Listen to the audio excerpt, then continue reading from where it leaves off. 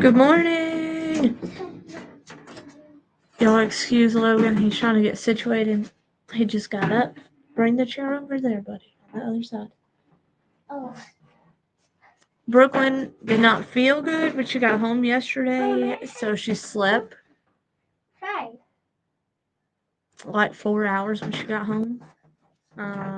Which meant she was up all night, so she's home today. Hi. Okay, calm down, okay? You're wild this morning. I remember. And Logan's just getting up because I didn't have to wake him up to take Brooklyn to school. So this is going to be interesting today. How's everybody? Good morning, Hindsight and Juicer. How are y'all this morning? No, buddy, I'm working on it.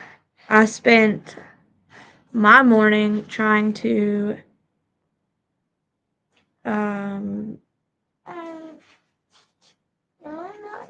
look up or revamp my YouTube, and I don't know how to do that stuff. I'm not crafty, so I do not know how to make logos and pictures and all that stuff, so it's just gonna have to stay right where it's at until I can figure it out.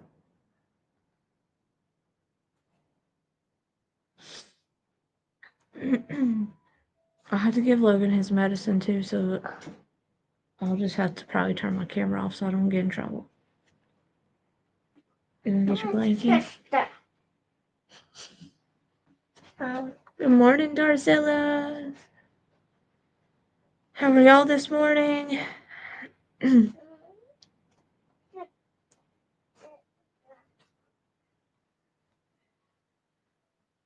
gotta sit over there. Why don't you come get your medicine? Let me get this pulled up and started so I can get him ready.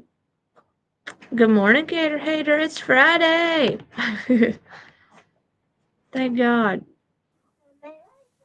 My husband will finally be home today. Oh God, the joys of sick kids and him traveling. That's always fun. Leave that alone, buddy.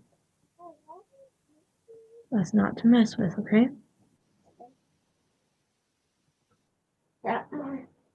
I'd have Logan come say good morning, but he is not dressed. Let's skip all these. I also moved my internet box downstairs, so Juicer, tell me if it works better, okay? Hopefully it does. Oh, me too, Darzilla. And I hear the beast. I think she is awake. You may call your next witness, please. All right, Mr. Focus, you may call your next witness, please.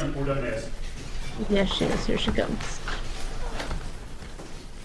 I'm gonna mute and go off camera so I can give Logan his medicine. Good morning, Moonlight.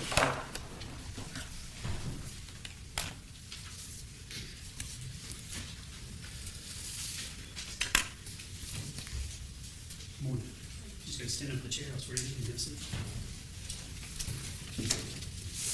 Do you mind raising your right hand? Do you solemnly swear from the evidence you're about to present in this matter shall be the truth, the whole truth, and nothing but the truth? Good morning, so help you God? Josephine. Go ahead, have a seat. Make yourself comfortable.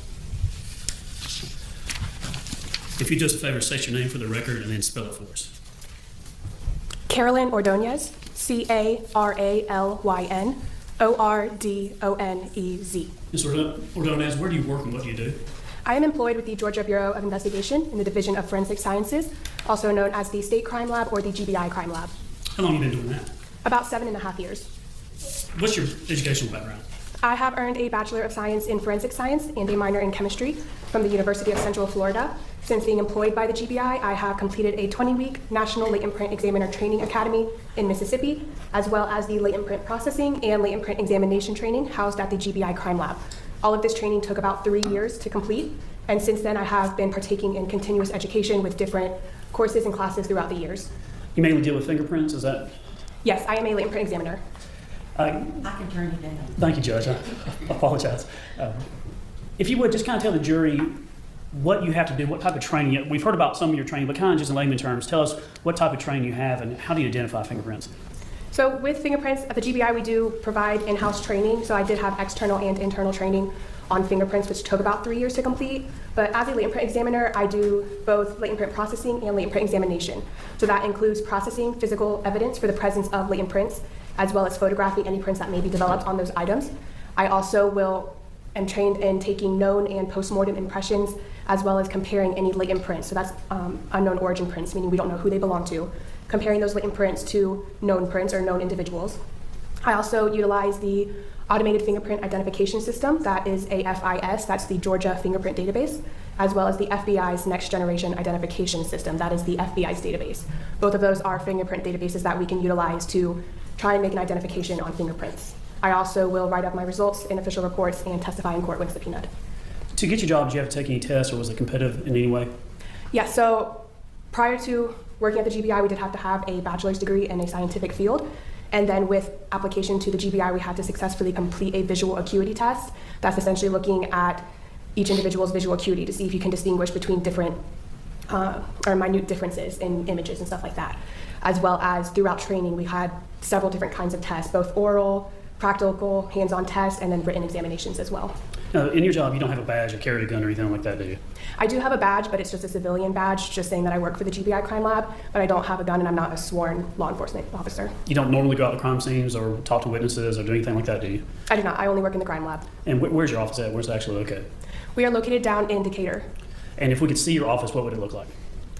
My office itself is a cubicle. There's a few of us that share an office. There's a few cubicles in each office, and then we also have the laboratory, which is where we will process all of our evidence. So you're one of what I consider a CSI type scientist for the GBI, is that right? I'm not a CSI. But you are a scientist, I guess, or in the field of science? Yes, I am a forensic scientist. And how many fingerprints do you think you've examined in your career? I don't keep track of a specific number, but easily several thousand, both throughout training and now with having worked several hundred cases. And how many of those in a year do you actually do? Just trying to do examinations for law enforcement or things like that?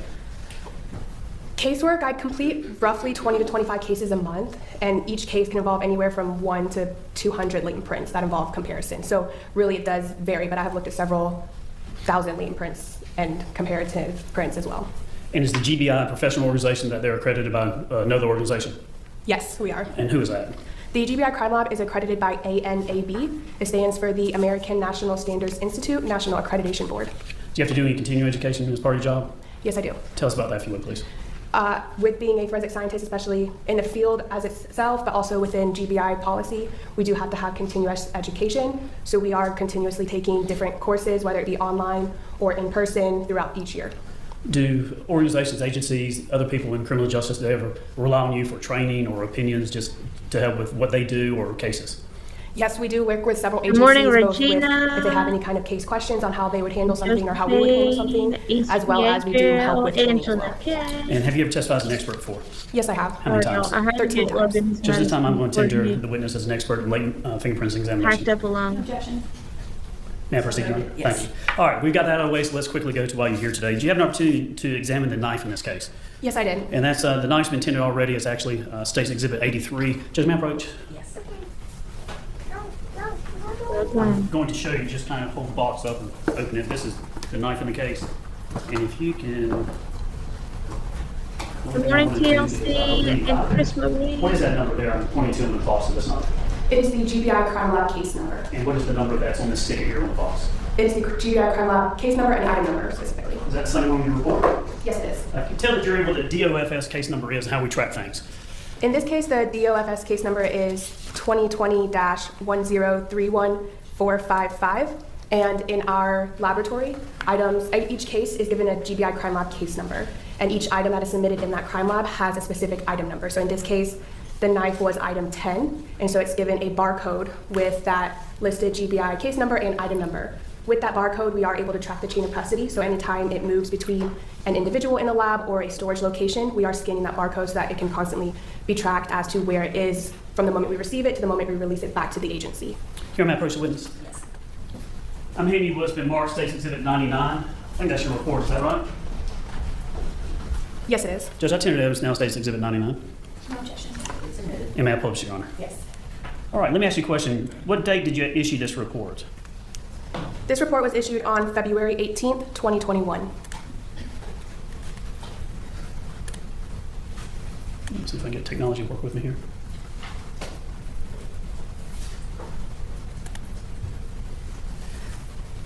All right, can you see that? Yes, It states 99 on the screen. And so we've got a DOFS case number on the top right, is that correct? yes, that is And then below that should report date, is that right? correct. And then it's, what is it, requested service? The requested service was LP processing, so that's latent print processing on the item submitted. And then it was requested by the Canton Police Department. That's correct. And then we have agency requested by, then subjects and victim under the case individuals. That's correct. And what date did you receive the knife in this case? The evidence was submitted to the GBI Crime Lab on December 11th, 2020. That is not the date that I specifically received it. That's the date that it was submitted to the GBI Crime Lab for testing. And then we have your expert opinion in this case is what? Based on latent print processing of this item, I physically and chemically processed it for latent prints with negative results, meaning that there were either no latent prints present on that item or those that were did not have the potential to be suitable for comparison. And what I want to ask about that is sometimes when we try just to see if we can get prints off or things like that, and in this case we have the knife submitted to you. Tell the jury first, what is a fingerprint and what things are you looking for? It's And then pure why chaos. sometimes even when Don't you know have someone to may have a knife, you bear don't find with the me. fingerprint on the item. So going back to what is a fingerprint, on the palms of your hands and soles of your feet, you have a type of skin called friction ridge skin. So it contains raised portions called ridges, which form different patterns. For example, the pattern on the top joint of your hand or your finger is referred to as your fingerprint. Those ridges don't flow continuously across the surface, however, they form different ridge characteristics. For example, a ridge that flows and suddenly stops is referred to as a ridge ending, whereas a ridge that flows and splits into two, similarly to a fork in the road, is referred to as a bifurcation. So those different ridge characteristics are what I am looking at during my processing, but particularly that's what I'm looking at during my examination to see if I can use those ridge characteristics in a comparison and ultimately make a conclusion of identification or Oh my exclusion. gosh, hindsight. It's With, cold this morning, but we don't have The snow. fingerprints, a Of course, latent not print, cold for y'all. we use the but terms not latent very print and known cold. print. A latent print is an unintentional or a chance reproduction of those ridge characteristics on the skin when you touch or handle an item. A latent print is not always visible to the naked eye, so it requires Our us load, to it was process about- it using different chemical techniques in order to I don't render know. it visible, then allowing us to 48 preserve it and this examine morning, it I for think. comparison. Whereas known prints are those that are intentional reproductions of the ridge characteristics on the skin, and those are collected for comparative purposes to any latent prints that are collected at the skin, or at the scene, excuse me. What was your follow-up question afterwards? Sometimes, why would you not find a fingerprint? What can get in the way of cause a fingerprint? Even though if you know someone held a knife, it may not be there. There are several factors that can play into whether a print is left on an item at the time it's handled, as well as if it may be developed later on or not. In regards to if a print is left at the time of being handled, some of the factors to consider is whether if there is even some kind of transferable material, either on the skin or on the item being touched. So on that friction-rich skin, it is lined with pores, which are constantly producing sweat. So that sweat on the friction-rich skin is what is deposited when you handle an item. If there is no sweat or a residue on the skin when you touch an item, you may not be leaving a fingerprint on the surface, or if you are, it may be too fragmented for us to be able to work with it. So there has to be some kind of transferable material, either on the skin itself or on the item. And when I say a transferable material on the item, if you have blood, grease, paint, even something really dusty, if you have it on the surface and you touch that surface, you can essentially do a takeaway print where you're removing whatever's on that item and you can leave friction-rich detail as well. So as long as there's some kind of transferable material, you can typically leave a fingerprint on an item. Another factor to consider is the item itself, if it is even conducive to accepting latent prints. For example, a surface that is dirty or very rusty may not be as conducive to accepting prints. Angela, as it was an cold item for that's us. very textured versus an item that's very smooth. The smoother surface, typically the better a latent print may be left on that surface. As well as if the surface is hot or cold, wet or dry, dirty versus clean, all of that can affect if a print is left on the surface. In regards to if a print is developed after handling, one factor to consider is the environment. If it's left out in humidity, if it's hot versus cold, that can evaporate some of the latent print and essentially evaporate any detail that's left in that print, as well as if it was wet versus dry. So if it did rain on that item or if it was thrown into some wet environment, that can essentially damage or remove some of that latent print detail, as well as how the item was handled both at the time it was touched as well as after. So if you touch an item and it's a clean touch and release, you may leave a fingerprint, as opposed to an item that's handled a lot, where if you're moving your hand around a lot on it while using it, or a door handle, which many individuals are Morning, constantly using that Madam. with door handles or type surfaces like that, it's constantly being handled, so you're constantly damaging or removing latent prints that may be present on that item. So there are several factors that can play into whether a print is left at the time that it's handled, as well as if a print is even developed afterward. And on this knife, you didn't find any prints, is that right? That's correct. Nobody, not the defendants, no one else. You found no prints whatsoever. Correct. There were no latent prints developed on the item. And whether or not a fingerprint could be there, it could be because the type of material, like the knife itself, was made out of, could have a factor. Yes, it could be the knife itself, or in this case, there was reddish-brown residue on the knife, so that could interfere also with any latent prints that may be present. So blood or a lot of blood can interfere with the leaving of a fingerprint. That's correct. Just that's all I have. Thank you for becoming a member. Thank you. You can step down. Call your next witness, please. So I did figure out how to make a new thumbnail little thingy logo, but that's about as far as I got between yesterday and today. I suck at this stuff. If you could open it. Bye.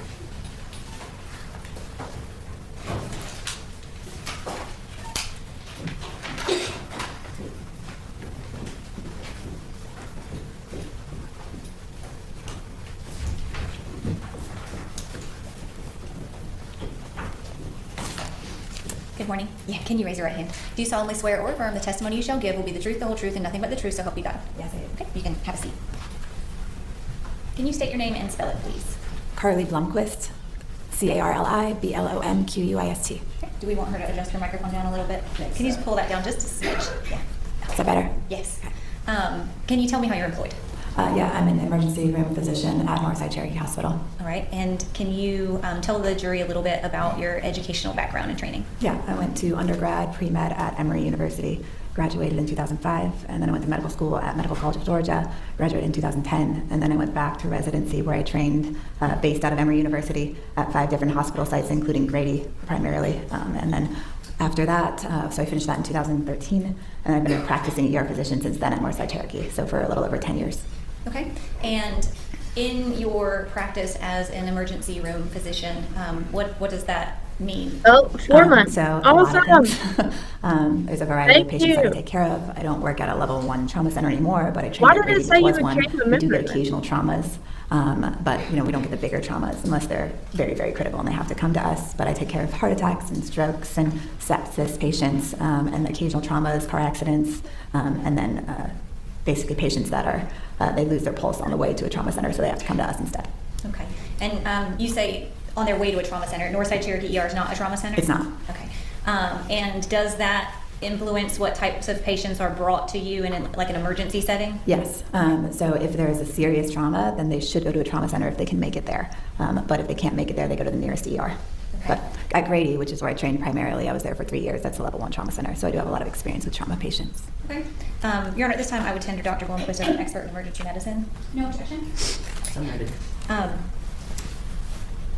I want to talk to you about December the 8th of 2020. Have you had an opportunity to review your records from your treatment of Hannah Nicole Driver? Yes. Okay. And do you remember that incident, her coming into the ER? Yes. Okay. YouTube Do is you remember that independent from your records review? Yes. I just reviewed the records yesterday for the first time, but I recalled before that. Okay. And tell me, apart from your review of the records, what you recall in terms of your memory of responding to that incident. So I was an assisting physician on that case. The primary physician is one of my colleagues I've worked with for 10 years, but I came into shift and there was a crowded room, so I jumped in to see how I could help. So I entered the room and I saw Hannah, and they were securing the airway when I entered the room, and then I just jumped in to see where I could help basically in the resuscitation efforts. Her clothes were bloody, CPR was in progress. I could see stab wounds on the neck that were no longer bleeding, and there wasn't any apparent sign of life. Dr. Albinger had already secured one access in one of her legs, and so I did it in the other leg so we could have more access for medications. And unfortunately, after all the attempts that we tried to get her heart back beating, it was very clear that that wasn't going to happen. I performed the bedside cardiac ultrasound, which we do a lot of times during ACLS before we call it, and we could see that there was no cardiac activity. So then time of death was called. Okay.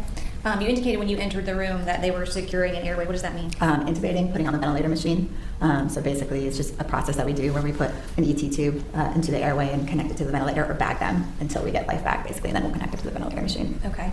And you indicated when you entered the room, you entered into a crowded room. How many people were working on Hannah? I don't recall exactly how many people. I would guess around 10, but I don't really know. Okay. And then you said Dr. Albinger had secured access through one of her legs. What does that mean? Yeah, so from what I read in the documentation, they were unable to get any peripheral IVs en route, so they didn't have any access to her venous system in order to give the medications that we have to give to get the heart beating back, like IV fluids, epinephrine, bicarb, which is what she had received. So we have to have access somehow. So an emergency situation when we can't get access in the veins, which often happens when they don't have any blood, we get access into the bone. So there's a drill that we use in order to gain access into the bone of the leg. Jeez, sir, And then we can yeah. get medications or blood or fluids in that area. Okay.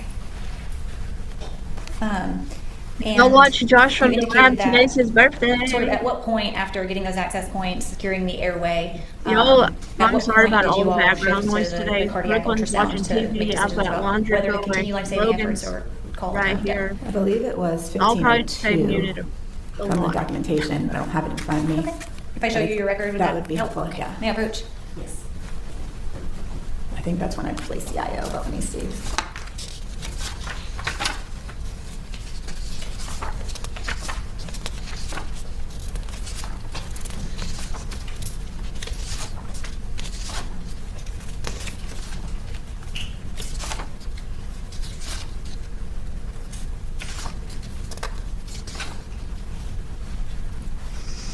Patient arrived to the ER at 1444.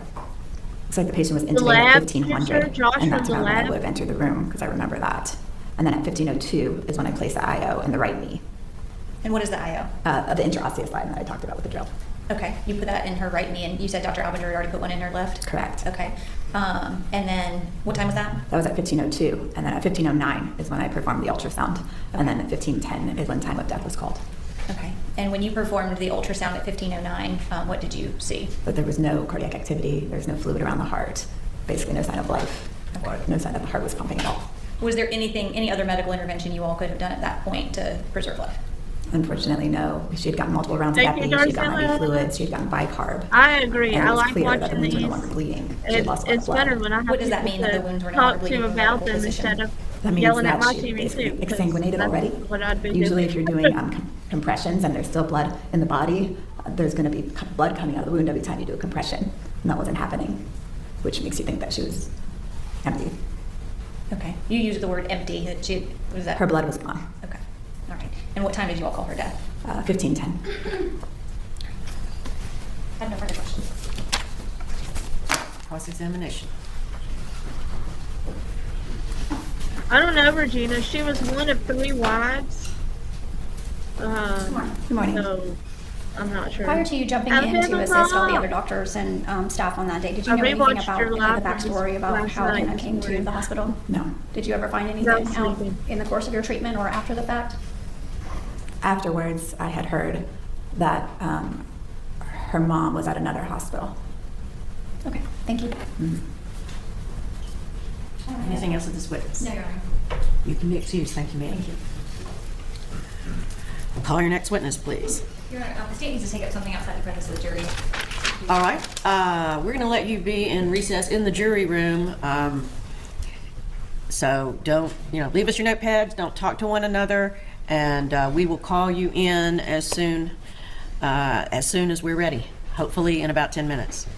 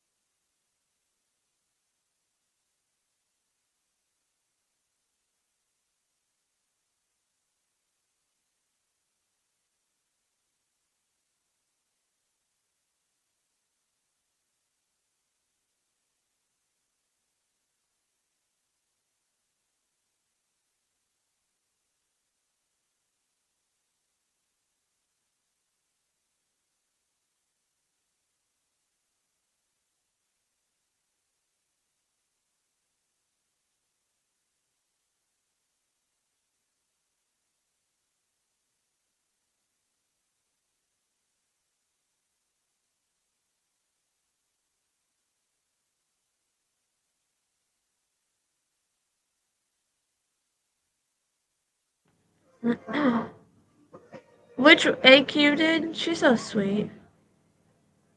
Yeah, the TV doesn't do anything. It's the dummies on the TV.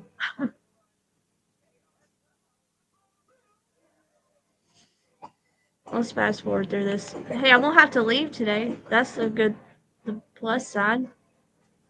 We might can try to, depending on how the kids act, we'll try to play catch up today, so we could go live with it tomorrow. I don't know though. We're like a whole day. This is day 2, and I think they're on day 4. So we're way behind, but that's all right.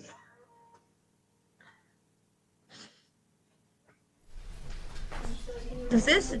I don't know if y'all solemnly are. swear or affirm the testimony you shall give will be the truth, the whole truth, and nothing but the truth? Drives me I absolutely promise that I will be honest with you. insane. Okay. Yes. I can't help Do you have it. some opposition to swearing? Is that Yes, the I do. concern? Yeah. Okay. Can you Need to affirm put that you your will coffee be pot honest down and tell the here. truth today? I just told you that I would be, and I will be. I will be completely honest and transparent Okay. in regards to the matter of which we're here today. Okay. And my experience. How's with baby this, feeling? Circumstance. Okay. My boy. Great. Better this morning, or and is he can you still state your full asleep? name? Jason Allen Spillers, All right. How old are you, Mr. Spillers? 36. All right. And you're wearing orange. Are you in custody at this time? Not in Cherokee County. Okay. Do you have pending charges somewhere else? Yes, I do. Okay. And does it have anything to do with this case? Absolutely not. Okay. No, you guys, and this the only is the reason one I'm that asking said you he would make a have we scene, made I any kind of think. deals with you or discussed your charges with you in any No, way? actually, you made it very clear that you're uninterested in the charges that I have because it has nothing to do with this. Okay. Yeah. All right. And I'm not going to ask you anything else about that. So I want to know how you know Benjamin Ben Michael. I call him Z. Okay. And I call Chloe Alexis Driver Kawani. Those are the Alright. names of which they were introduced to me as. Okay. So just to relieve confusion for the court and for the jury, these are the names that I still call these people by. Okay. So I just want to make that very clear so there's no confusion. And maybe I just want to make that very clear. So I met Z in April of 2020 through an associate. And we met because of an interest in trust law and using trusts to legally incorporate yourself to minimize Drake's is- risk That's of so obstruction by the disgusting. government, like in the forms of taxes and being able to hold your properties and assets in a trust and making them safer. And there's a whole lot to that. So, I mean, how much would you like for me to talk about that? That's just the nature of how I met him. Okay, and that's great. And I'll just keep asking small questions till we get to all the information that we need. Sure. You said that you had the interest in the trust law, but how did you actually come to know him? How did you forge that connection? Did you meet him Well, somewhere in particular? What do you mean? Like How did you come to know he exists? Through Peggy Schindler, Okay, so you Yeah. met him through a mutual contact? a mutual friend. Okay. Yes. I saw Peggy in Whole Foods, Okay. and she was telling me about the trust. Okay. But she perhaps doesn't have the vernacular or the capacity to explain it. Mm-hmm. And so and Z does. So I spoke with Z, and and then Peggy gave me the trust, and I began a relationship with Z from there. Okay, and you said that was April of 2020? Yes, it was. Okay, and so going forward He for the rest of this speaks questioning, I'm going to refer very, to Benjamin very well Yeah. for As being. That'd be great. Okay, Yeah, to and avoid what- confusion for Somebody everyone. that's- Thank and you. Chloe Locked will up. refer to as I don't know. Kawani. Maybe Kawani, that's That's how you that sounds terrible of me, Kawani? but KU apostrophe he A seems N very I. educated. Maybe the words that he Thank you. uses. You're welcome. And is that how you were introduced to them? Yes. Okay, and is that how you knew them through the entirety of your relationship? Is it Yes. just me? Okay. So in April of 2020, when you met Z, Yes. was that an in-person meeting when you first encountered Yeah, him? it Also, was. I have this Okay, and where split up, physically so if were it's you? too fast, In you guys a just park. tell me, We met in a park in South and I'll Asheville, slow it Okay. back In North down. Carolina? in North Carolina. Yes. This is the same. Was he thing living we there or just staying there at that yesterday. time? Yeah, he was staying with Get Peggy. through it. Okay. And when you met him, did you become aware of his relationship status? Yeah, Okay, and what did you learn about his relationship status? that he has 4 wives actually, Okay. and that he practices polygamy. Okay. Is that the question? Is that the answer you were looking for? Yeah, that's what Yeah. I'm trying to get at. Sure. At that time, were you in a relationship? Yes, I was. And did you exercise any type of polygamy? No. Okay. And so when you initially met him, did you come to know his wives? Not initially, but we did later. Good morning, Nicole. I It's believe I met Friday. Kawani briefly in May, but we really spent some time together in late May Okay. when I went down to Florida to visit them with the girl that I was with at the time. Okay, so you had a girlfriend at the time? I wouldn't call her my girlfriend, but Okay. she was living with me, and I mean, I guess you could say that I have always believed in plurality as well.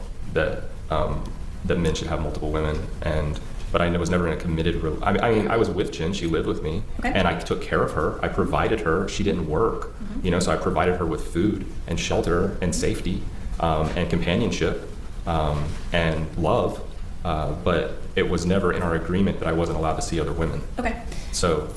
And as it relates to Z and his relationship, who were his wives that you came to know? So their given names on their birth certificates would be Chloe Alexis Driver, Jessica Lee Kafijian, and Sarah Stiles. Okay. But those women will be referred to as Kuwani and Anna Gamliana and Shaylig, respectively, because those are their chosen Hebrew names. Okay. Tell me about Jessica. You said, what did she go by as her chosen? Gamliana. Gamliana? Yes. How do you spell that? Gamiliana, I'm pretty sure. I'd have to look at it. Okay. Gamliana, yes. And you all called her Gami? Gami or Anna, she prefers now. Okay. Because she says that people have a hard time pronouncing Gami and they question her, so she goes by Anna now. Gami or Anna? Okay. Yes. And is that a decision that she made to change that from Gami to Anna? Yes. Okay. Because Like I said, she says that when she introduces herself as Gami, people say, what? And so she just goes by Anna now. Okay. And then Sarah is the legal name. What? Shaylig. Shaylig? Shaylig. How do you spell it? Sheilig. It's a Hebrew word. Shaylig? Shaylig. It's a Okay. Hebrew word, yes. All right. So, when did you meet Kawani, Gami, and Shaylig? Like I say, I think I actually met Kawani and Gami in May before they left, like briefly at Peggy's house.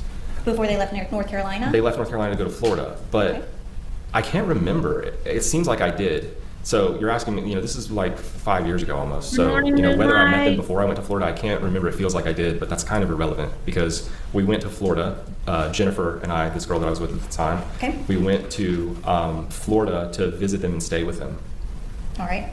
Do you know when that was that you went to Florida to visit and stay with Z? And It was after Kawani's birthday, which is the 18th. Okay. Tell me when um, Kawani's birthday is. 18th of what? May. Okay. Um, So after May 18th of 2020, you and Michelle, Jennifer. sorry, Jennifer, Yes. you and Jennifer went to Florida. Yes, we did. And did you stay with Z and Gami? No, we stayed in our van. You stayed in your van. Okay. Yeah, but we spent all of our time with them though. Like they were staying in a motel at the time Okay. in Nokomis Beach. Where? Nokomis Beach, Where's Florida. that? It's by Venice. It's like south of Sarasota. Okay. Yeah. And you mentioned that when you first met them, they were in North Carolina, and then they went to Florida. They were staying in hotels.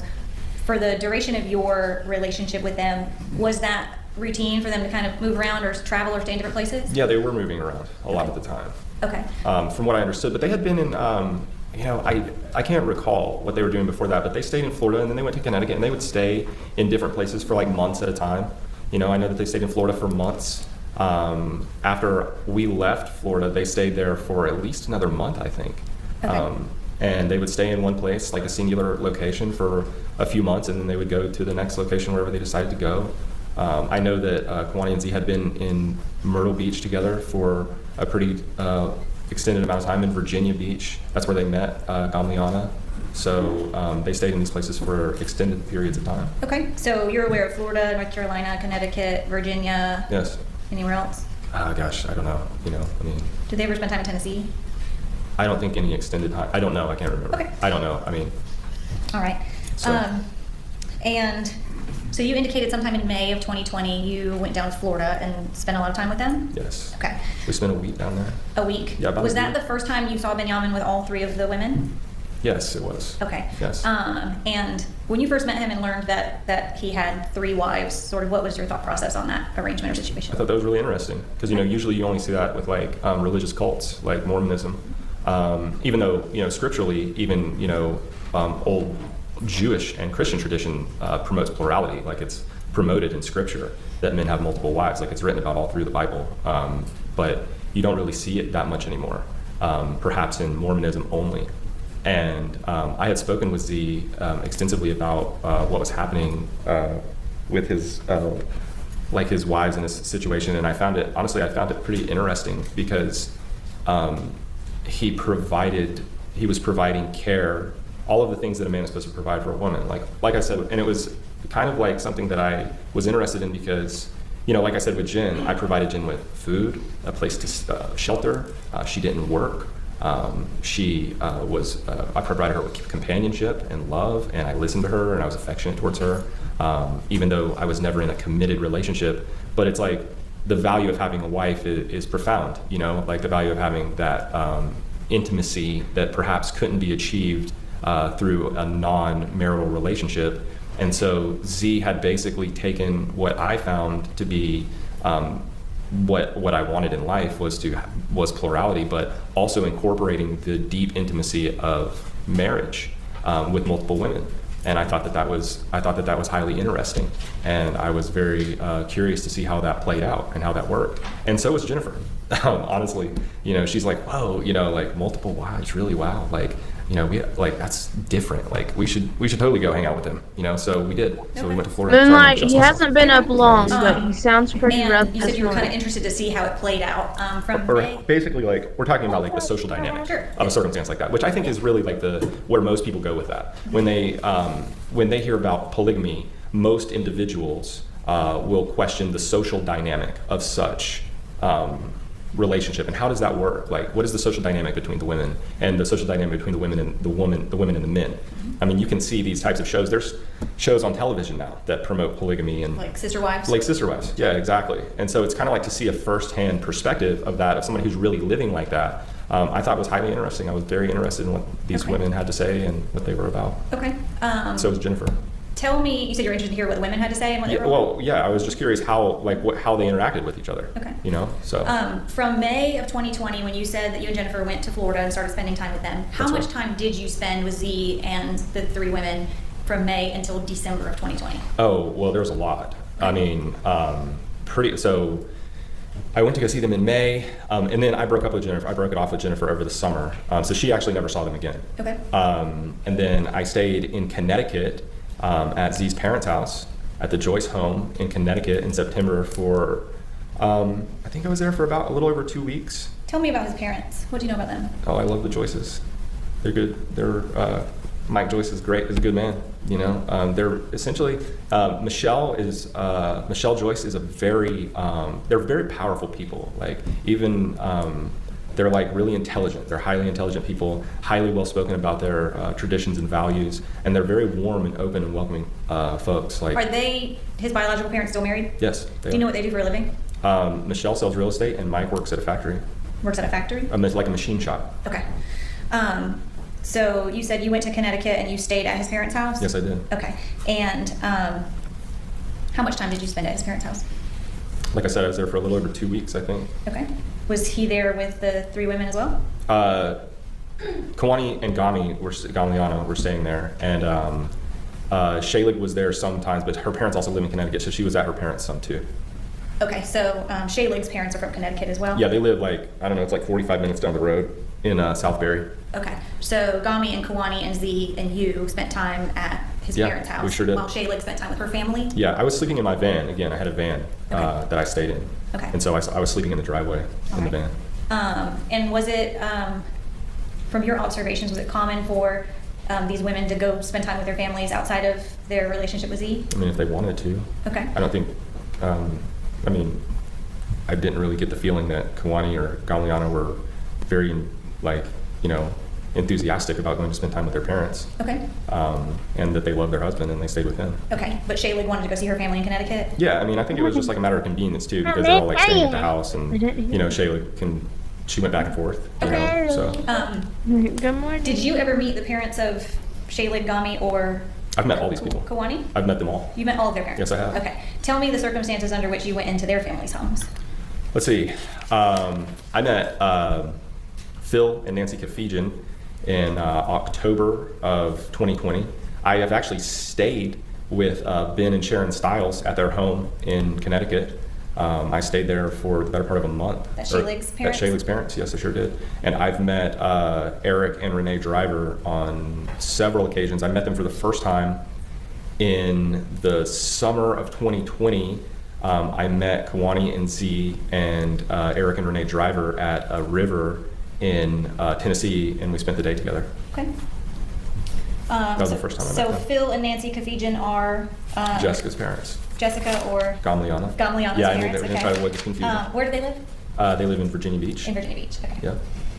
And then you said that Shaylig's parents live in Connecticut. Yes, they do in And Southbury. do you know where Eric and Renee Driver, Kawani's parents, live? In Knoxville, I'm pretty sure. Okay. I've never been to their house, Okay. so. All right. But I know that she's from Jacksonville originally, but I think they moved Okay. to Knoxville. Okay. And do you know what the order of the women coming into this marriage was? Like Yes. who was first? Yeah, it was Okay. Kawani first. Okay. Do you know And how then- long she had been with Z? Like as of 2020 when you met him, how long they've been together? Gosh, I don't know the answer to that question. Years. Okay. Yeah. And who came next? Jessica Gamliana. Okay. And how long had she been with him? I think like Kawani and Z had been together since she was like right when she was 18, and then they met Gami a few months later. Okay. I'm pretty sure. I don't know the answer to these questions Okay. exactly. If you don't know, then Yeah. that's fine. I'm but just if like you do know. telling you what I think it is. Okay. It's kind of like I haven't really considered that. I haven't, I'm sure I was told at some point, but I mean, golly, And from your understanding, who was the last woman to kind of enter the picture? Shaylee. Shaylig. Yes. And when you met them, do you have any idea how long Shaylig had been in a relationship with Z?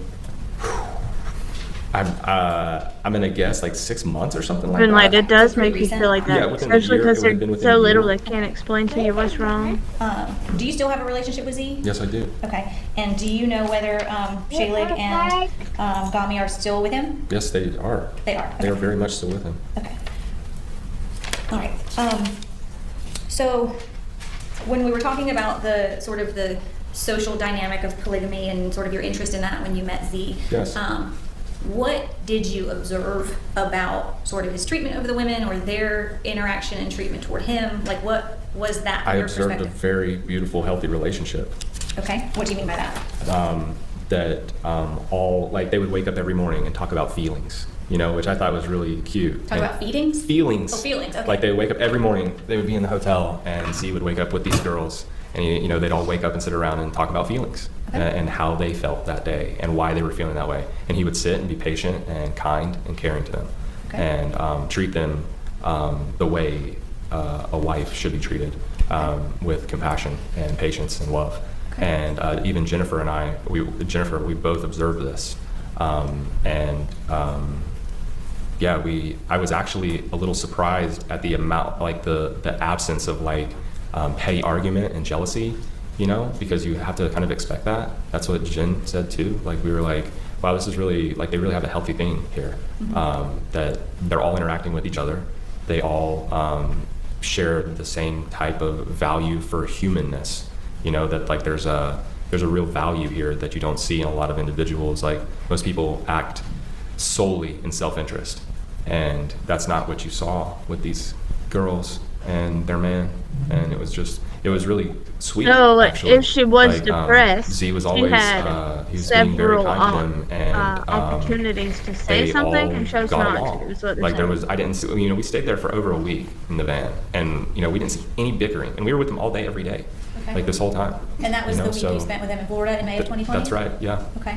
Yep. When you left Florida, I asked you sort of the broad question of how much time you spent with them between May of 2020 and December of 2020. Sure. But after that week in May, when did you later spend chunks of time with them and where? Well, like I said, I met up with Z and Kawani and her parents at a river in Tennessee. Do you know when that was? Gosh, sometime in the summer of 2020. I actually cannot remember exactly when that was. Okay. And then I stayed with Z. I stayed in his parents' driveway for a few weeks in September. Then I went back home, and then I came to Virginia Beach in the middle of October, and I stayed there for about 3 weeks with Z and Kawani, and Gamliana too. Sarah Shaylig was in Connecticut at that time with her parents. Okay, so in October, you spent 3 weeks in Virginia. Shaylig was with her parents. That's right. And Kuwani and Gami and you and Z were together in Virginia? That's right. Okay. I want to get signed back into this computer.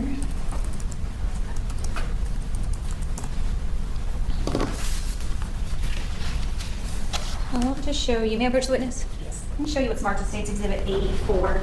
Do you recognize who this person is? Yeah, Okay. that's Connie. Okay. Does this accurately reflect the person you know? That you're is referring to, that Connie? is Jessica Kafijian Gamliana, who prefers to be called Anna now, and I told her the name change was a little difficult for me. All right. Your Honor, this time I'm going to enter State's 84.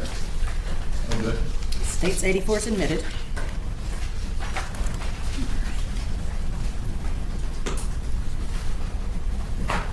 Permission to publish. I wonder why they chose to go by these strange names and not just their government name. That's kind of that's All right. weird. So to this me. is Gami. That is Jessica Kafijian Gamliana. Okay. Do you know how old she is compared to Kuwani? Jessica's birthday is June 3rd, 1988. June 3rd, 1988. That's right. Okay. So she's older. And this is State's Exhibit 85. Do you know who this is?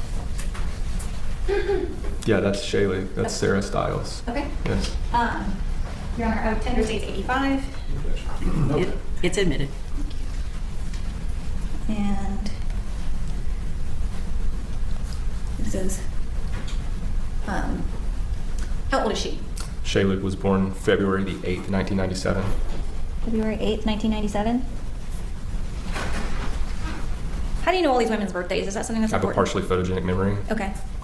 Would that be information that you seek out about people that you care about, or that No, you? I don't even try to remember. Okay, you just remember it. Yeah. Okay. That's the nature of my mind. Are these two pictures the scene that you remember of December Okay, he's a weirdo. the 8th of 2020? being That's at the that nature residence? of my mind. Oh my gosh, that is the inside of Jerry's house, isn't it? Wow. Yeah, I don't know the inside. I was gonna say, because I see the picture of Shaylee there, and I'm like, wow, that's really messy. Like, because they never kept a messy place, you know. But Jerry does. Okay. So I see that there. That is the inside, because like you see all the dirt and like this, like it's kind of nasty looking. I was just like, where was this picture taken? Like, because they do not keep an unclean house like that. Okay. You know, so, but Jerry definitely does. Jerry's kind of a slob, self-admittedly on his part. So I'm not trying to. Okay. He'll admit that. All so. right. Tell I me would a little hope bit about with three that. women You said in the that they house, keep it a wasn't clean environment. dirty. In terms of sort of the dynamics of the group when you were with them, did they have any viewpoints about like diet or like health in terms of? Oh yes, very much. That's like a part of the way that they live, and it's part of the way that I live too. Okay. And what were sort of were you all like-minded in that way? Yes, very much. And that's one of the things that that I liked about Z immediately was that the way that he cared for himself and the way that he cared for his women. What do you mean by that? First of all, like there's like a standard of purity.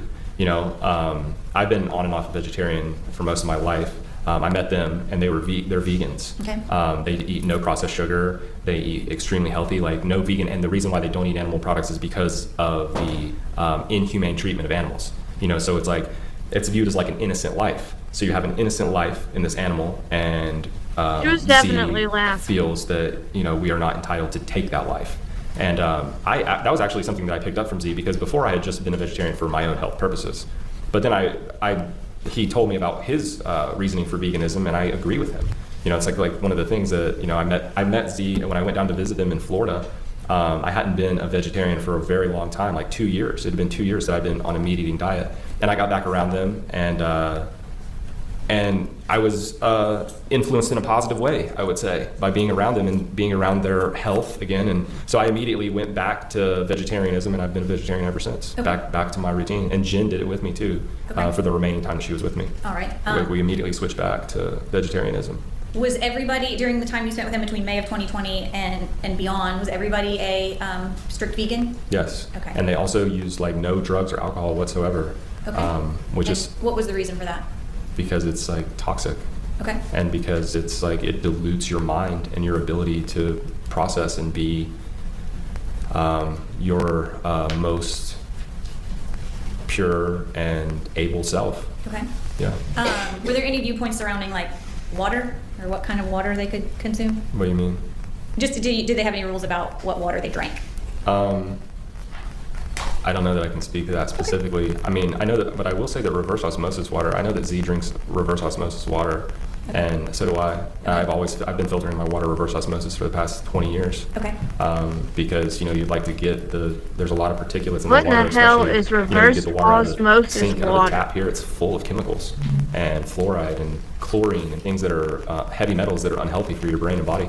Okay. That should really be avoided at all costs by everyone. But like I said, very few individuals take the time to care for themselves at this level of impeccability. And so that's something that I respected about them very much and attracted me to become closer and better friends with them. Okay. From your perspective, was the observation of these practices something that was inherent in them or something that required discipline from them? No, definitely not. Kawani was the one who was giving me a hard time about eating meat when I was in. She's the one who's she's like, you just don't care about the animals, do you? And I'm like, she's like, maybe you're just an asshole. And I was like, maybe I She said am. maybe you were just an asshole? Yeah. Okay, and you're talking about Kawani, the one who's sitting right there. Okay. And I said, maybe I am, and maybe I should stop eating meat because of this reason, not for my own health purposes. Okay. Because of the taking of life and because, it's better to live that way. Mm-hmm. And so I was like, maybe you're right, young lady, I see where you're coming from. And so I actually went back to vegetarianism then. Was she expressive in communicating about sort of her belief system of subscribing to these practices? Yeah, totally. Okay. Yeah, it's not like it was forced. Okay. It's pretty logical, really. Okay. It makes sense. It's this is impeccability. This is taking care of yourself in the highest regard. This is eliminating toxic waste from your body. This is living a life that's clean and pure without drugs and alcohol of any type, including caffeine. Okay. No nicotine, no alcohol of any type. They don't drink at all. Okay. So it's really rare to find that level of commitment of care to yourself. And all of these girls were just on board with it. They were like, of course they are, because it makes sense and you feel better and you feel healthier and you're representing something that is separate from the regular world of toxicity and negligence to one's own well-being. Okay. You mentioned that during I've used kind of December of 2020 as a date because of the incident that we're here for, but Yeah, we'll get there. how long did you spend time with the group even beyond that date? Oh gosh, I'm still friends with Z now. I was in Okay. Shayla's parents' house for a month in March of earlier this year. Okay. So for the last 4 years, you've I've been- maintained constant communication and contact most and friendship definitely, with them? Okay. most definitely, and we've all been very hurt by this, and we've worked through this together and as the best we can. All right. So you mentioned that they didn't consume any drugs or alcohol. Are you referring to sort of illicit drugs or just all drugs? What do you mean by the term drugs? Anything that is psychotropic in nature. Okay. Anything that's no pharmaceuticals, no alcohol, no drugs of any kind. Okay. What do you mean? What drugs are there? I guess what I'm going to get into is sort of modern medicine or treatment of ailments or healing practices. Did they have sort of didn't adopt the traditional worldview, He's a- the exercise There's of medicine? something about him, Yeah, Nicole. I know. none of these girls really I had get what any you're saying. ailments. Okay. So, I know, but you mean like ibuprofen? Sure. Definitely not. Okay. Yeah. Oh, okay. Thank you, prescribe Roses. these, Good morning. Systems myself. I don't Okay. take those kinds of drugs either. All right. And was the whole group sort of like-minded in that way? They're all for it. Yeah. Okay. 100%. So were there sort of healing practices or things that you all did for your bodies that were not traditional? I mean, like what? Like drinking your own urine? Sure. Okay. I've been drinking my urine daily for 4 years. Okay. And can you tell me, That is so obviously that's not disgusting. traditional in a broad... Well, it was in the past when people understood their bodies. Okay. Now we've become so deranged and diluted and essentially live in a psychotic society of mental illness and addiction to pharmaceuticals and alcohol and toxic food that we have become so diluted and separate from what it means to be healthy on the deepest and most fundamental cellular levels that we would describe an attempt to achieve homeostasis in the body. Yeah, so urine therapy is non-traditional in today's modern terms of, our deranged society, toxic society, but it's actually written about by medical doctors. It's written about by people all over the world. There's if you go online and look up urine therapy, there's 15 books available written by allopathic medicine doctors, homeopathic medicine doctors, written by shamans and gurus from the East, written about by regular everyday people who have healed themselves, who claim to have healed themselves of things such as cancer, by drinking their urine. Okay. And it tells all about, if you want to do your research, urine is from the word orin, meaning light. And basically it's like when you go to an oncologist and they take a urine sample instead of a blood sample, that's because the urine is more telling of the malfunctions in your body. And so allopathic, homeopathic, and people from all types of different natures write about, the photonic realignment of your DNA through urine therapy. So urine has like discarded nutrients in it, but those nutrients have passed through your kidney and bladder and are now contained within orin, the light production of your body. And it needs to be understood, and this is just like very common programming in the world, that urine is waste, and it's literally an antiseptic. It's the opposite of waste. Your stool is your waste.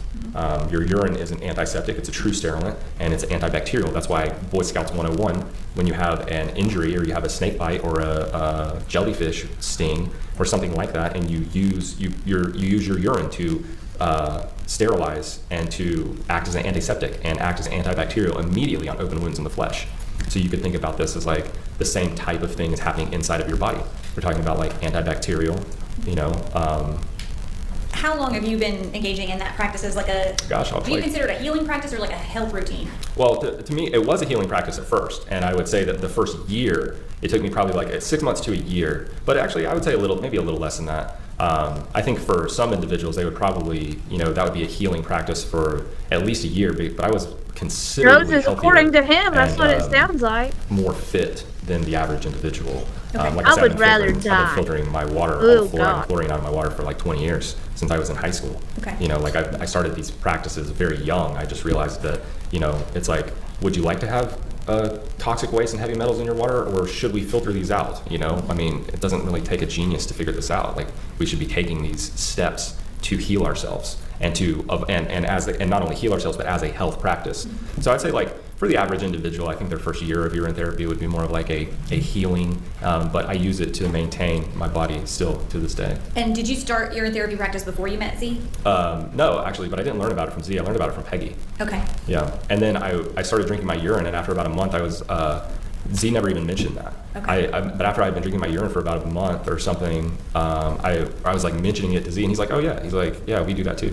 Okay. So I actually know a couple dozen individuals who drink their urine regularly. A couple dozen? Okay. Yeah, sure do. And as far as Z and Kuwani and Shalig and Gami, did they all participate in urine therapy also? As far as I know. Okay. Did you ever know of anybody be forced to participate in that practice? No, I didn't.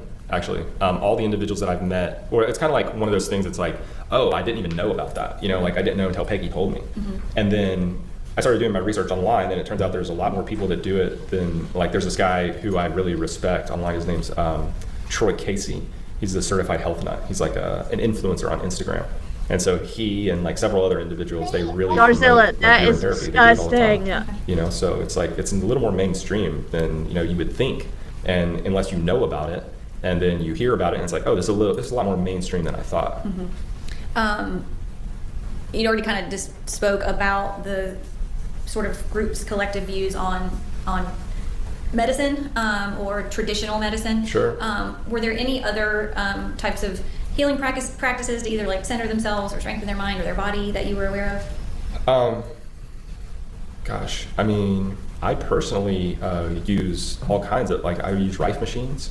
I've watched people have miraculous healings from Rife machines. And what is that? A Rife machine is a frequency generator developed by Royal Raymond Rife in the early 1930s at the University of San Diego, Southern California. And this man found that, and you can do your research on this, anybody who's interested, this man found that when exposed to certain, that everything has a frequency and vibration, because that's the nature of reality. It's just an atomic structure. And so to understand the fundamentals of science, which we're all taught in school, but it just doesn't seem to sink in to a lot of people, that everything that we're experiencing right now, the air is mostly nitrogen and the matter is it's mostly carbon. So we have a atomic pixelated holograph reality, and these things have been written about from the 1927 Solvay Convention in Physics and beyond, even to Michael Talbot and Carl Sagan, who write about the nature of reality. And so everything has a frequency and vibration, including illnesses inside of the body. And so this man, Royal Raymond Rife, was able to find that these illnesses, specifically tumors and things like MS and certain other illnesses have a certain vibrational frequency, and when exposed to certain frequencies, now we're talking about particles and waves, which is, you know, another foundational cornerstone of science, of the understanding of science, quantum physics, and reality. When you have the particulate matter of a tumor inside of your body, it may be exposed to the wavelengths of certain frequency vibrations, and it destroys tumors. I've watched some pretty miraculous healings. People being on their deathbed to walking around cancer-free. Were those things that? No, that's just me. Okay. You know, I'm just introducing this to, you know, to the world. Okay. Here, right now. Let me ask you about, and I mean, I've got to just keep But it. Z knows about frequency. Z knows about Rife machines too. Okay. You know, so I'm just curious, like, which ones? Let me ask a more direct question. Yeah, please. Are you aware of them using any type of sensory deprivation or dark therapy? Dark therapy, yeah, from the teachings of Montauk Chia. Okay. Can you Absolutely. tell me about that? Okay, so I did dark therapy in September of 2020. I actually did it after I left Connecticut. I had like a small bungalow style house, and so I taped off the bedroom and the bathroom, and I blacked out all the windows, and I retreated into a meditative place for 432 hours. Okay. And was meditation or sensory deprivation or dark therapy, was that something that Z and the 3 women also subscribed to and participated in? Z did dark therapy like 10 years ago. Okay. You know, he did dark therapy, but at the time when I met them, none of the women had done dark therapy. Okay. Gamliana was the first one to do it, and she did it for 2 weeks at my house in November of 2020. Okay. Like, And she was the only one to have done that at that point. what brought about her doing that? Did she want to do that, or was she Absolutely. made to do that? No, definitely not. Okay, Like, so Z never made them do anything like that. Like, Okay. I mean, it's like they volunteered because they're interested in the same type of achievement. I know Shayla did the dark therapy for a very long time.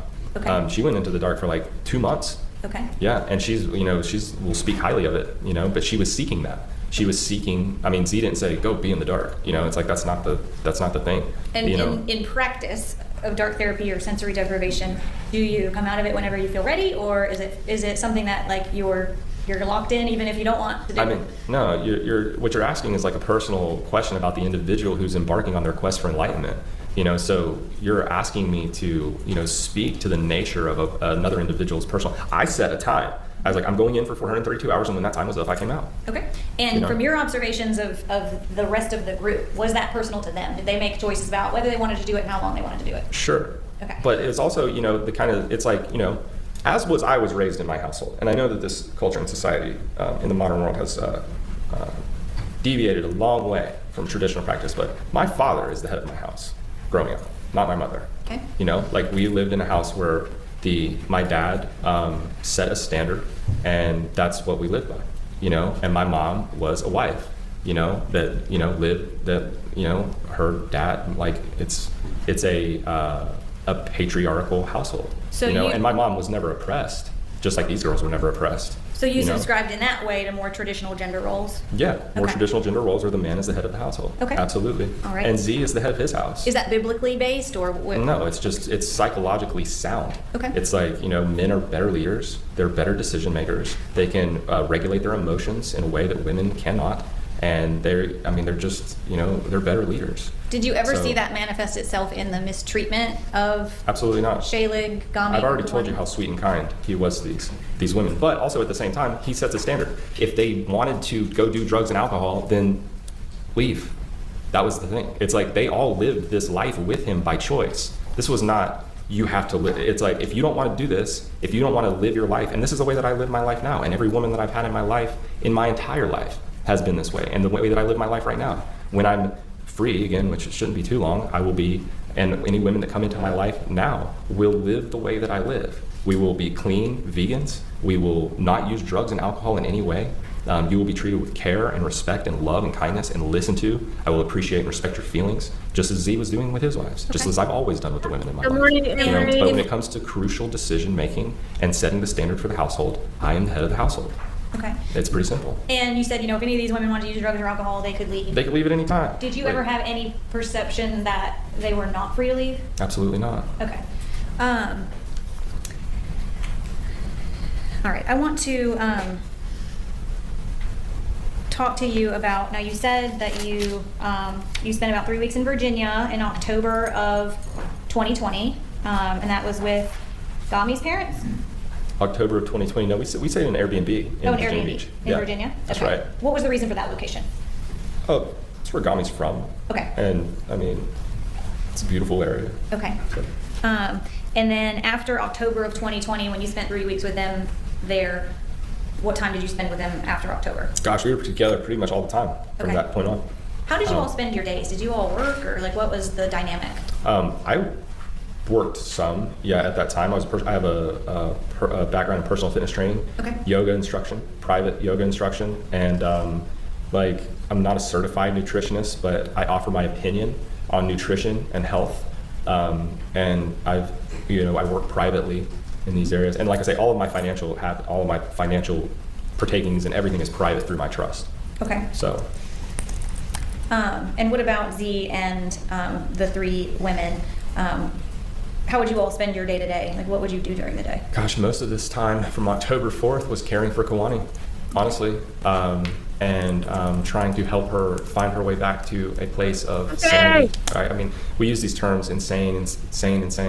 I know that these have psychological terms, and I know that these have legal terms, and so I don't mean to like, in my own ignorance to what is happening here, I mean, I may need you to educate me on which words are acceptable to use and which words are not. And but I would say at this point in time, most of the time that we spent together was trying to help to assist and do correct by Kawani to try to help her with the mental health, the severe mental health issues that she was suffering from. Okay. So tell me in terms of timeline. You said that in October of 2020, that you spent 3 weeks in Virginia. Yes. And then where did y'all go after you left Virginia? Back to Asheville, North Carolina. And why Asheville? That's where I lived. That's where Peggy lives. And it's another beautiful area. Okay. And where did you all stay in Asheville? I let them stay at my house. Okay, so- in Candler. All right. 41 Oakdale. Okay. And I let them stay there. And I stayed either in my van in the driveway, or at my parents'. Okay. Back and forth. I also stayed with my sister a little bit, but I didn't mind to open up my home to them at all. I let them stay there.